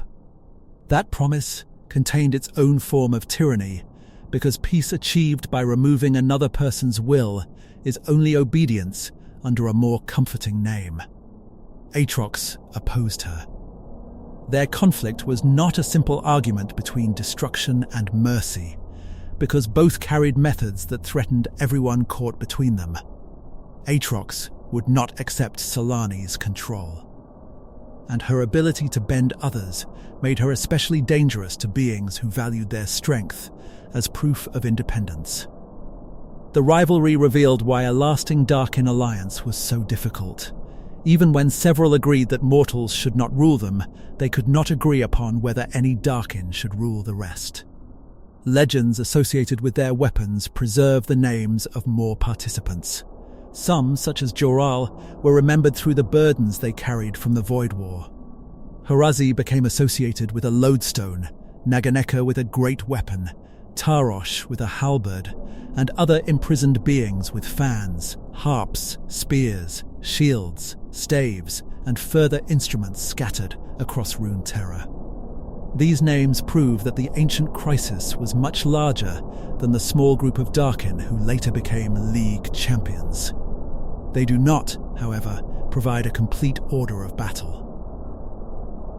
A card or weapon description can confirm that a being existed, suggest an allegiance, and show the form of a prison without establishing exactly where every ancient campaign occurred. A responsible account must resist turning those fragments into a detailed war map that Riot has never supplied. What can be established is the scale of the danger. The Darkin Wars spread beyond the ruins of Shurima and threatened peoples who had played no part in the Empire's fall. Rival god warriors led hosts against one another, and mortals became soldiers, subjects, resources, and casualties within struggles that could continue far longer than a human lifetime. Every victory could strengthen a warlord without producing a peace that the others recognized. The old empire had once directed ascended power outward. Now the same power was divided among leaders who viewed compromise as weakness and defeat as a temporary condition. Killing an ascended was extraordinarily difficult, while leaving one alive allowed the conflict to begin again. Conventional warfare could delay the strongest combatants, but it could not reliably remove them. This created a problem larger than any single kingdom. If the Darkin remained free, their battles could continue until one finally dominated the rest, or until the regions supporting their armies could no longer recover. Neither outcome promised safety for mortals. The world needed a way to end the participation of beings that ordinary weapons could not permanently stop. Targon had reasons to intervene. Celestial knowledge had helped make ascension possible, which connected the mountain indirectly to the disaster unfolding below. The aspects also understood powers that Rune Terror's mortal rulers did not. They could see that matching the Darkin with larger armies would not solve the central problem. The god warriors themselves had to be removed from the conflict. The first decisive plan centered on Maisha, the mortal host of the aspect of Twilight during that age. Twilight's methods rarely followed a straightforward military path. Instead of meeting every Darkin in an open campaign, Maisha used information, manipulation, celestial knowledge, and the divisions already separating the god warriors. Her opportunity came through Tarnari. Tarnari was an ascended associated with the form of a panther, and he had grown tired of watching his kind consume the world around them. He understood that the war could not continue without eventually destroying whatever remained of their old civilization. Unlike a conqueror certain of final victory, he searched for a method that might end the age even if the solution demanded sacrifice from the ascended themselves. Maisha appeared near him as a servant, concealing the full scale of her identity and purpose. Tarnari believed he was using the knowledge she offered to gather the other god warriors and break the cycle of war. In reality, the aspect of Twilight intended a far more complete removal of the Darkin threat. The instrument at the center of the plan was the Chalikar, the great cross-shaped blade once carried by Setaka, a revered ascended warrior queen. In the modern era, the same weapon would become associated with Severe, but during the Darkin crisis, it served a different purpose. Maisha helped Tarnari prepare it with lunar power, capable of countering the solar force that had created the Ascended. That opposition was the key. Shurima's god warriors had been elevated through celestial power drawn by the sun disk. A weapon altered through another celestial influence could reach beyond ordinary armor and attack the foundation of that transformation. Tarnari now possessed something rare, a means of making immortal-seeming beings vulnerable. Possessing the Chalikar was not enough. The Darkin were scattered, suspicious, and accustomed to plots. Tarnari needed to bring many of them into one location, persuade them to lower their defenses, and prevent their armies from turning the gathering into another war before the plan could begin. He invited them to a summit in the city of Nerimazeth. The location carried memories of Shurima's older religious order, and the gathering promised a response to the chaos that had consumed the former empire. Darkin arrived with their battle hosts and personal suspicions. Among those named in the surviving account were Enekai, Syphax, Zygantus, Juyan, Shabaka, Shabake, and others who represented different forms, territories, and ambitions. Naganeka, Valiva, and Sebataru were also connected to the meeting, though their choices would separate them from many who entered the central trap. Tainari presented the summit as an attempt to restore unity. That promise was plausible because he had the status to call such a meeting, and because even the most aggressive warlords understood that endless conflict carried a price.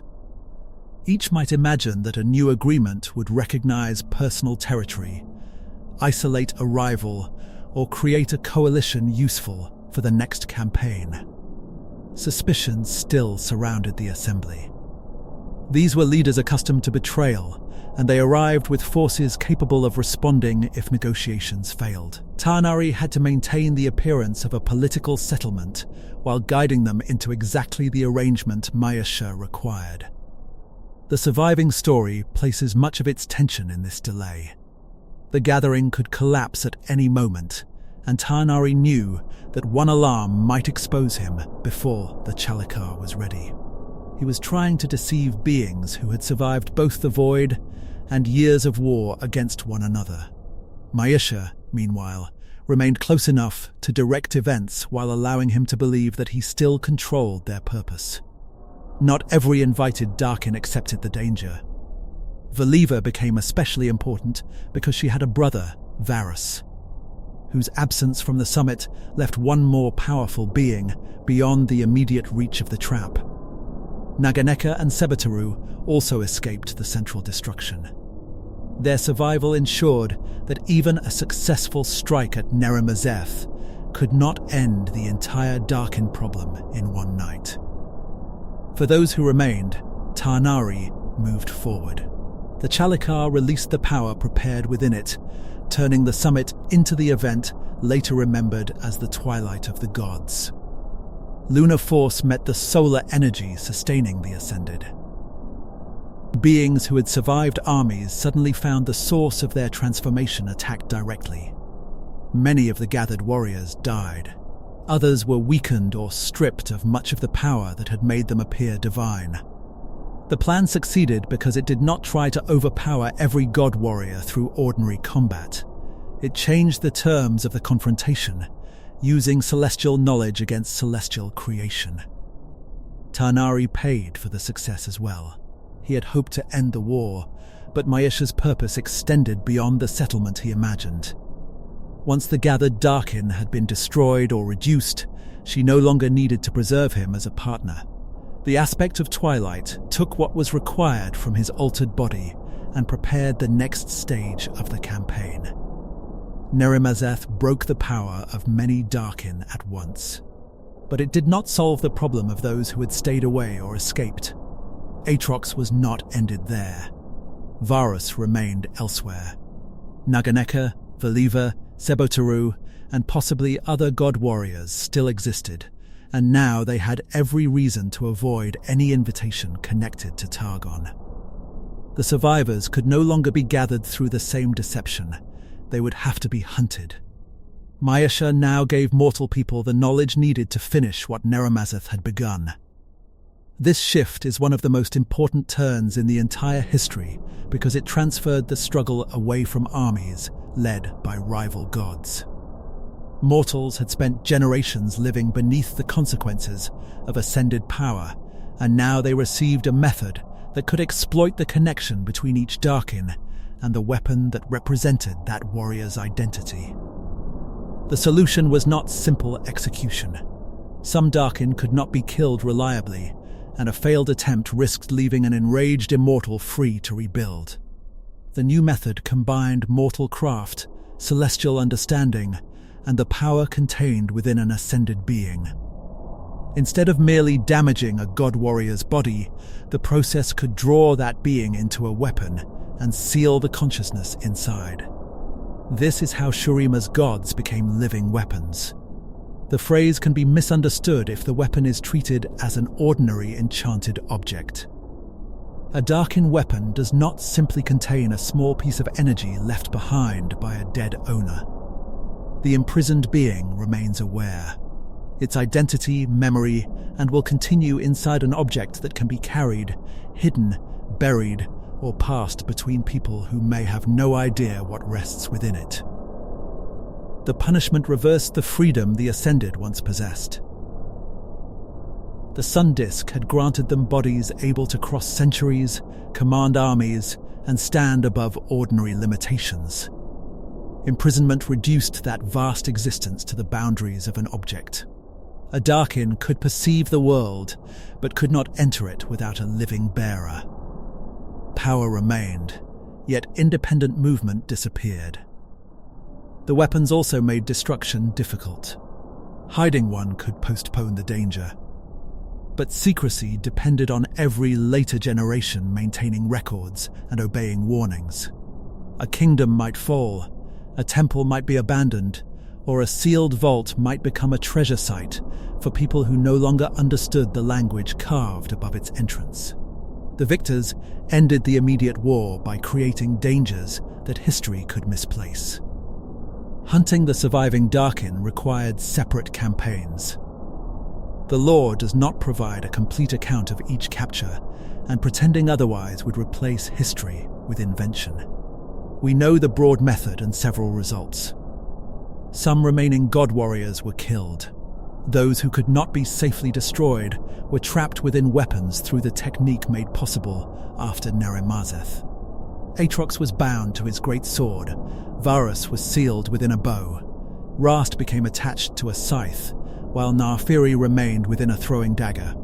Solani's prison took the form of bloodletters, and other named Darkin became connected to an assortment of arms and objects. The variety suggests that each prison preserved a link to the fighting style, identity, or power of the being contained within it. The process did not erase the prisoner's abilities. It changed the route through which those abilities reached the world. A person who took up a Darkin weapon entered a contest that an ordinary sword could never create. The being inside could tempt, influence, or overpower a bearer, then use blood magic to construct a body through that living connection. Different Darkin approached this relationship differently. Aatrox sought control and remade bearers into forms capable of carrying his power. Rast fought Cain for possession rather than achieving immediate victory. Varus shared one body with two Ionian hunters whose presence continued to resist him. Narfiri spread her consciousness through a pack of Shuriman dune hounds after her dagger found an unexpected group of hosts. These differences confirm that imprisonment did not standardize the Darkin any more than Ascension had. The same type of prison held distinct minds with distinct abilities. One could dominate quickly, another might face continuing resistance, and another could discover a new way of existing through several creatures at once. The weapons ended the Darkin War without ending the Darkin themselves. Their armies lost the immortal leaders around whom entire domains had formed. Mortal coalitions could reclaim territory, rebuild governments, and allow the age of competing god warriors to pass into legend. Yet the central figures remained scattered beneath deserts, in guarded temples, inside fortresses, and eventually in places whose guardians forgot the original reason for keeping them sealed. Targon's victory carried another uncomfortable truth. The same celestial world that helped humanity create the Ascended now helped humanity imprison them. First came elevation through the sun, then defeat through lunar and celestial knowledge. The Darkin lived through both sides of an arrangement in which powers beyond Rune Terror could transform a mortal champion into a god, and later provide the means to confine that god within steel. This does not make the Darkin innocent. By the end of the war, many had become conquerors who treated mortal lives as material for their campaigns. It does explain why their history contains more than a simple battle between heroes and monsters.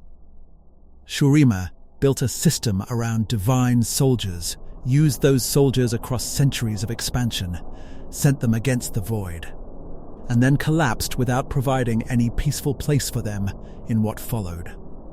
Targon helped solve the resulting danger through a punishment severe enough to preserve resentment across thousands of years. The mortal victory was necessary for survival, but it was not clean. After the captures, the world slowly forgot important details. Darkin passed from history into uncertain legend, and the meaning of the term changed in distant cultures. Some people could mistake them for demons because both appeared monstrous and dangerous. Others knew only that particular weapons had to remain untouched. The full connection to Shurima's Ascended became obscured. Aatrox's return revealed what the ancient solution had preserved. His biography identifies him as the first of the imprisoned Darkin to regain a form of freedom. That freedom depended upon someone attempting to wield the sword. Once contact gave him access to a bearer, his will and blood magic allowed him to take control and create a body suitable for battle. The body was not the original ascended form taken from him during imprisonment. It was a construction held together through the power he could exert from the sword. This limitation is central to modern Aatrox. He can enter the world, fight, and command attention, but the weapon remains the enduring center of his existence. Defeating the body does not necessarily destroy the being sealed inside the blade. Ancient captors had solved one problem by making the prison itself extraordinarily difficult to eliminate. The honorable god warrior, remembered from early Shurima, returned with none of the stable world that had once given his service meaning. Everyone who created his first life was gone. The empire existed as ruins and scattered descendants, and the imprisonment itself had lasted beyond ordinary measures of endurance. Modern Aatrox is driven by rage and a desire to bring ruin on a scale matching the wrong he believes was done to him. His story shows why the Darkin War cannot be considered entirely finished. The armies and territories of the ancient warlords disappeared, but the causes of renewed conflict remained intact inside their weapons. Every release gives an ancient participant access to a world that has almost no living memory of how that participant was defeated the first time. Varus followed another path. Before imprisonment, Varus was an ascended warrior, and the surviving ancient material connects him to Valiva, his sister. She escaped the destruction surrounding the summit and searched for him, which confirms that family bonds continued among at least some of the former god warriors. Their story remains incomplete. The lore establishes the relationship and separation without providing a final ancient reunion. Varus was eventually bound within a bow and hidden beneath an Ionian temple. The site and its guardians preserved the prison until a later conflict broke the conditions that had kept it secure. Two Ionian hunters, Valmar and Kai, became joined with the Darkin in a single body after desperate events brought them to the weapon. Varus expected control, but the result was not a silent vessel. Valmar and Kai remained present, and their bond allowed them to resist complete domination.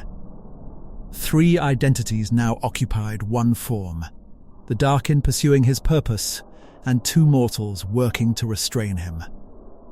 That internal conflict made Varus different from the image of a Darkin simply stepping back into the world unchanged.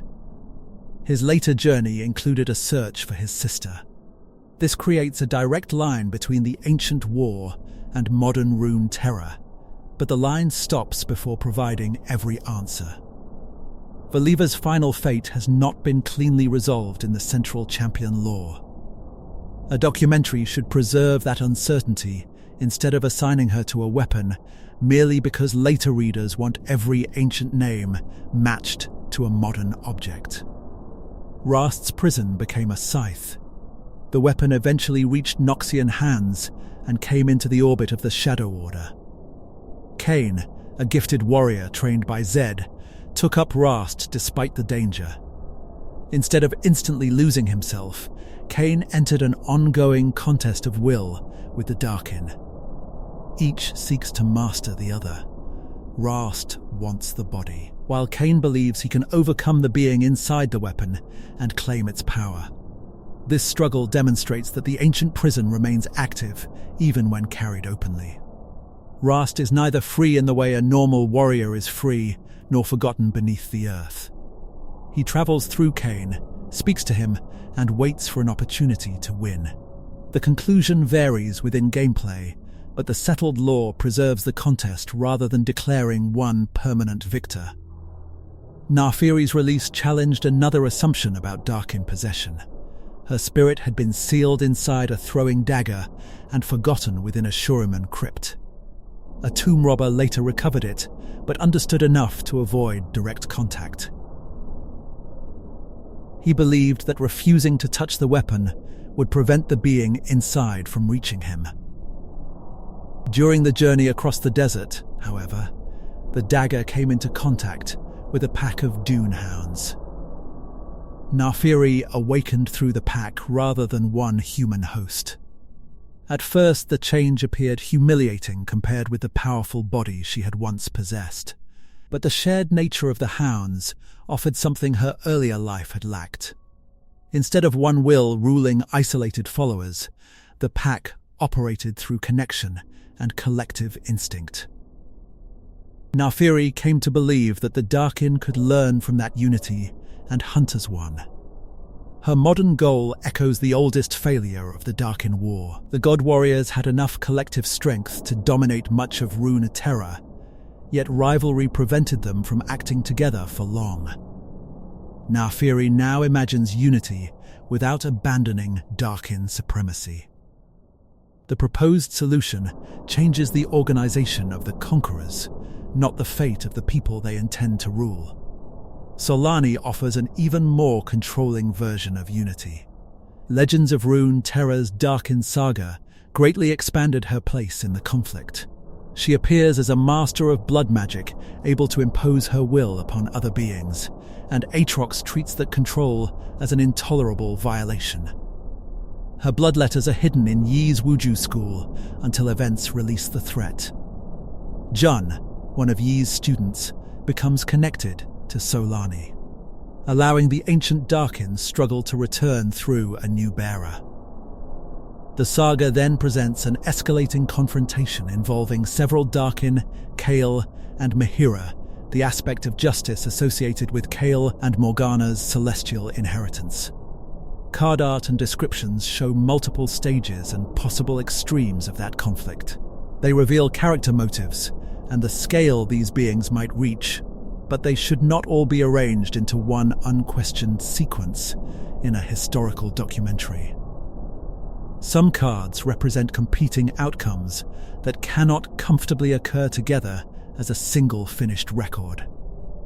The safest conclusion is also the most accurate. Solani, her rivalry with Aatrox, her connection to blood magic, and the danger associated with her release belong to the law. The final state of a world consumed by one side or destroyed by another does not have to be treated as a confirmed event in Rune Terror's main timeline. That separation protects the meaning of the original Darkin War. The ancient conflict was not a future vision and not a collection of alternate card conclusions. The ancient war happened within Rune Terror's established past. Shurima fell, ascended warlords fought across the remains, the summit at Neramazeth destroyed many, and surviving Darkin were hunted and imprisoned. The modern saga asks what might happen when those old prisons fail. The additional Darkin weapons introduced through later material also reveal how incomplete mortal history had become. Balkux is associated with a staff, Anatka with a spear, Horazi with a lodestone, Ibaros with a harpoon, Joral with an aegis, Naganeka with a ballista, Pra with a fan, Stiratu with a harp, and Tarosh with a halberd. Their names and objects broaden the surviving cast well beyond Aatrox, Rast, Varus, and Naafiri. Each fragment contributes something without supplying a full biography. Joral's material reflects the lingering burden of the Void War. Naganeka connects later weapon lore to a survivor named around the time of Neramazeth. Tarosh answers Aatrox's call, while other weapons become associated with efforts to resist, serve, or escape the influence of competing leaders. Together, they suggest that the old factions remained meaningful after imprisonment. They also create a warning about numbers. Older Riot material once referred to 5 remaining Darkin. But later, Legends of Rune Terror expansions introduced several more named prisoners. Repeating the older number as an unchanging law would ignore the larger body of lore that followed. It is more accurate to say that an unknown number were killed, several were imprisoned, and Riot has revealed those survivors gradually as new stories required them. The same caution applies to the claim that every Darkin weapon is currently active. A weapon can exist in the lore without its prisoner having escaped into the main present-day story. Some appear through cards that explore a conflict at its widest possible scale. Others remain guarded, lost, or attached to circumstances that have not received a complete narrative account. What matters for the Ancient War is that the prison project extended far beyond a few famous champions. Mortals and their celestial allies did not defeat one Darkin and declare victory. They pursued a scattered class of former god warriors, developed weapons as containment sites, and placed the surviving danger wherever secrecy and guardianship seemed most likely to hold. Time weakened those safeguards. The original jailers could explain why a particular bow or blade must never be used. Their children might preserve the order out of trust, and the next generation might maintain it as law. Centuries later, the object could look like an inheritance surrounded by superstition. A warning that once described an exact danger could be shortened into a ritual nobody felt able to defend. Warfare made the problem worse. Temples changed hands, archives burned, and populations moved. A guardian order could be destroyed without the attacking army understanding what its victory had exposed. An object hidden safely beneath one civilization could become accessible when that civilization's buildings turned into ruins. Greed provided another route. Darkin weapons appear powerful because they are powerful. A person who finds one does not have to believe every old warning, especially if rivals already possess enchanted arms. The sealed being can encourage that doubt. It has had more time than any mortal bearer to study desire, impatience, fear, and the belief that one exceptional person will succeed where all earlier wielders failed. This is why the imprisonment was a containment strategy rather than a permanent cure. It removed the Darkin from the ancient battlefield and gave mortals enough time to recover. But its success depended upon the weapons remaining untouched forever. Forever is a difficult security plan for civilizations that rise and fall. The return of individual Darkin did not immediately restore the old war because the conditions had changed. They no longer possessed established territories, intact battle hosts, or a continent divided openly among ascended rulers. Modern nations had their own armies and forms of magic. Shurima itself had become a region of deserts, ruins, tribes, cities, and competing claims, rather than the empire the Darkin remembered. The Darkin returned separately as well. Aatrox, Rast, Varus, and Naafiri did not emerge in one coordinated release. Their different prisons produced different times, locations, and relationships with bearers. Ancient rivalries survived, while any structure that might once have allowed cooperation had disappeared. Aatrox could still call to other imprisoned warriors, and later Darkin material shows that some recognized his leadership. Recognition did not erase every competing ambition. Solani's return revived the old argument about whether unity meant alliance or control. Naafiri offered the model of a pack. Varus pursued goals shaped by his own history, including the unresolved search for Valiva. Rast remained occupied by the contest with Cain. The war's modern legacy is fragmented but active. Every Darkin carries a piece of the ancient conflict, yet no single one represents the entire class. Looking only at Aatrox makes the history appear to be one warrior's fall. Looking at the broader group reveals a failed military institution whose members broke in different directions. Shurima's own return complicates the story further. Azir eventually rose again after Sevir's blood reached the place where the old ritual had failed.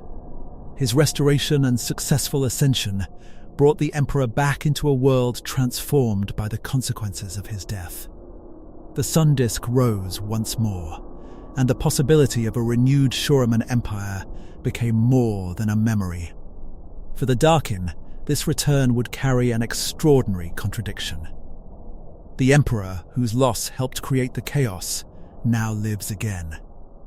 But the warriors who once served Shurima cannot simply report for duty. Many were imprisoned after centuries of conquest and have developed purposes opposed to every mortal government. Azir's presence does not undo the Void War, the rival domains, blood magic, or the experience of confinement. The Empire also cannot return to the exact moral position it held before the fall. Modern people know that Shurima's greatness included conquest and enslavement. Azir's last-minute declaration of freedom mattered, but it did not erase the system that had shaped his relationship with Xerath and countless people beneath the Empire. Rebuilding only the monuments would risk rebuilding the failures hidden beneath them. Nasus offers another surviving connection to the original Ascended Order. He did not become one of the Darkin warlords, and his continued existence proves that corruption was never an automatic biological stage of ascension. Choice, circumstance, personality, and isolation all mattered. He grieved, withdrew, and carried responsibility without trying to carve out a kingdom through blood magic. His example should not be used to dismiss the damage suffered by those who became Darkin. Two people can endure the collapse of the same world and respond differently. It should instead prevent an excuse from becoming a rule. The Void and Shurima's fall created the conditions for disaster, but they did not remove every ascended warrior's ability to choose what came next. That is also why the word curse works best as a description of accumulated ruin rather than a spell that forced identical behavior. The first curse was an encounter with the Void. The second was the loss of their empire. The third was betrayal and imprisonment, with their own use of blood magic and warfare binding those stages together. Each injury narrowed the path back, while each harmful decision gave the world another reason to fear them. The victors faced choices of their own. Mayasha's plans saved mortal societies from a war they could not win by ordinary means, but she manipulated Ta'anari and used a punishment that preserved conscious enemies inside weapons. Targon corrected one consequence of celestial interference through another form of celestial interference. The solution worked for an age, and then became a problem inherited by people who had never agreed to guard it. Ta'anari stands at the center of that moral uncertainty. He helped arrange the destruction of his own kind because he believed the Darkin War had to end. He was not simply another warlord defeated from outside, nor was he allowed to retire as the person who restored peace. Mayasha used his desire for an ending, then removed him when his role was complete. His story also explains why the summit matters more than a catalogue of battles. Riot has not named every city captured during the Darkin War, but Neremazeth reveals the structure of the whole conflict. The Darkin were too strong to defeat conventionally, too divided to establish a lasting peace, and still capable of trusting one of their own just enough to enter a trap. The war ended when an enemy turned their celestial origin and internal division against them at the same time. The Chalikar links nearly every age of this history. Sataka carried it as a celebrated ascended warrior. It survived the Void War that damaged her peers. Ta'anari and Mayasha used it against the gathered god warriors. Much later, Sevir carried the same weapon without beginning as an expert on everything it had done. An object can pass through Rune Terror's eras while the meaning surrounding it changes. Darkin weapons follow the same pattern, except the past inside them can answer back. That detail makes their imprisonment more than a magical plot device. Rune Terror repeatedly builds new societies on top of dangers previous societies buried. The people who inherit those places receive fragments, a forbidden chamber, an unusual blade, a family instruction, or a story whose warning sounds exaggerated. If they dismiss the fragment, the old conflict returns through a modern decision. The lesson is not that knowledge always prevents disaster. Naafiri's tomb robber understood enough to avoid touching her dagger, yet circumstances still delivered it to new hosts. Cain knows that Rast is dangerous, and takes up the scythe anyway because confidence is part of his identity. The most informed person can still believe that knowledge makes control certain. Varus presents the reverse possibility. Valmar and Kai did not erase the Darkin, but their continued resistance shows that a bearer is not always an empty container. Mortal can survive contact with an ancient power, even if survival does not provide a quick or complete victory. Rast's contest with Cain demonstrates the same principle through a more openly hostile balance. These struggles make the modern Darkin less politically powerful than their ancient forms, but more difficult to categorize. A warlord standing above an army is visible. A consciousness hidden in a weapon can cross a border as cargo. It can remain silent until the right bearer appears, and its battlefield begins inside one person, before anyone nearby understands the danger. The ancient coalition removed the armies and scattered the leaders. Modern Rune Terror inherited the concealed version of the same threat. This brings the history back to the title. Shurima did not deliberately create living weapons at the beginning. It created ascended people and used them as instruments of imperial power. Their captors later made the description literal by binding them into objects. In both stages, powerful institutions treated individuals according to military usefulness. The difference is that the Ascended originally possessed status, movement, and honor. A chosen warrior could command, study, advise rulers, and develop an identity across centuries. The prison preserved power while removing nearly every other part of that life. That reversal helps explain the fury of those who returned, without turning their later actions into something harmless. Aatrox can be understood and still opposed. Solani can promise an end to conflict while offering a form of rule that destroys freedom. Naafiri can discover cooperation through the pack and direct that cooperation towards supremacy.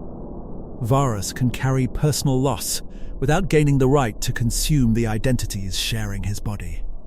Tragedy explains each conflict more clearly, but it does not decide who deserves victory. The Great Darkin War also resists a clean ranking of villains. Xerath's betrayal triggered the collapse, but the Ascended chose what to do in the absence of an emperor. Shurima created the system, but the Empire did not command every later atrocity.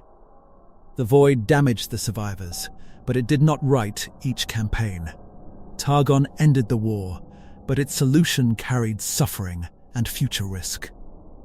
Responsibility sits across the timeline. The Empire deserves responsibility for creating concentrated power and tying it to an order maintained through conquest.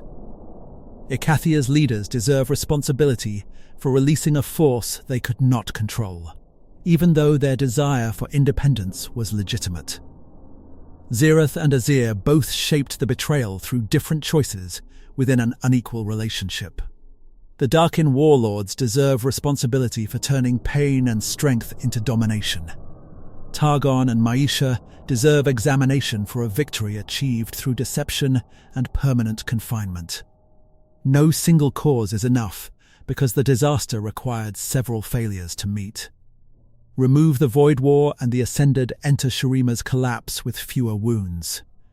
Remove Xerath's betrayal and the Central Order may survive long enough to manage its god warriors. Remove blood magic, and the warlords lose an important means of transforming bodies and armies. Remove their rivalries, and Miesha's trap becomes much harder to arrange. Remove celestial knowledge, and mortals may never discover a reliable prison. Together, those causes produced an age that later people reduced to the word Darkin.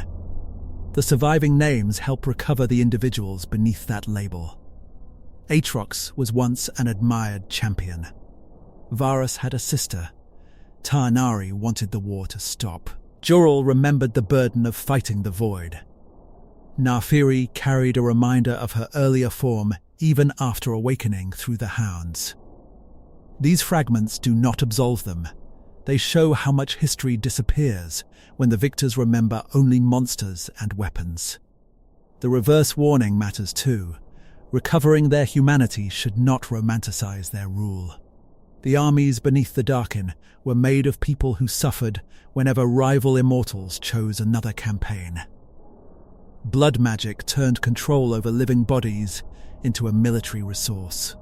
Entire regions faced wars whose leaders could survive long after the soldiers and civilians around them were gone. A sleep documentary can tell this history calmly without making it gentle. The scale comes from duration and consequence, not from dwelling on violence. The frightening part of the Darkin War is that every temporary solution created the conditions for another stage. Ascension solved Shurima's need for unmatched defenders. Those defenders helped contain the void, but returned damaged. The Empire's fall freed them from common authority. Their wars forced Targon to develop prisons, and those prisons waited for future societies to forget them. The cycle has not fully ended. Several Darkin are active in the modern world. Several weapons remain associated with uncertain outcomes, and Shurima's return revives questions the ancient war never answered. The law has not shown whether an empire can use ascended power without repeating the structure that failed before. It has also left open whether a Darkin can exist outside domination or imprisonment, and whether a bearer can master one of these weapons without becoming another stage in its history. What the established past provides is a clear sequence. Shurima learned to raise chosen mortals through the Sun Disk. Those ascended became the Empire's god warriors and served as protectors, commanders, and symbols of divine order. Icathia released the void against them, creating a conflict that wounded both the land and many of the survivors. Zirath's betrayal then destroyed the Empire's center and removed the authority that had directed those warriors. The Ascended divided. Some withdrew, some resisted the descent, and others gathered armies around themselves. Blood magic allowed several to reshape flesh and reinforce their power. Their rival domains spread the conflict until mortals knew them not as Shurima's honored guardians, but as Darkin. Tayanari and Miesha brought many to Neremazeth under the promise of unity.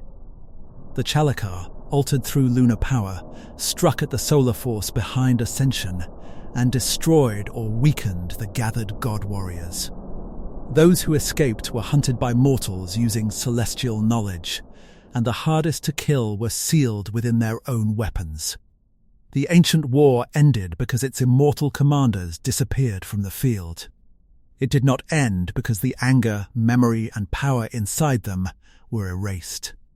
Centuries passed, prisons failed, and bearers gave several Darkin a route back into Rune Terror. Aatrox returned through the sword, Varus through the bow and 2 resisting hunters, Rast through his contest with Cain, and Naafiri through a pack joined to the dagger. Solani's later material reopened the old rivalry between forced unity and defiant destruction. That is the complete shape of the Darkin War, as the law currently supports it. It is the history of an empire that made protectors too powerful to manage, survivors who turned their injuries into rule over others, and mortals who won by converting living gods into prisons they could carry. The Darkin were cursed by what they faced, by what they lost and by what was done to them. They were also changed by what they chose. That final difference is what keeps the story from becoming either a simple tale of monsters or an excuse for everything they did. Shurima's gods became living weapons through a chain of decisions extending across civilizations. The weapons remain because the chain was never truly broken. It was only sealed, scattered, and left for the modern world to find.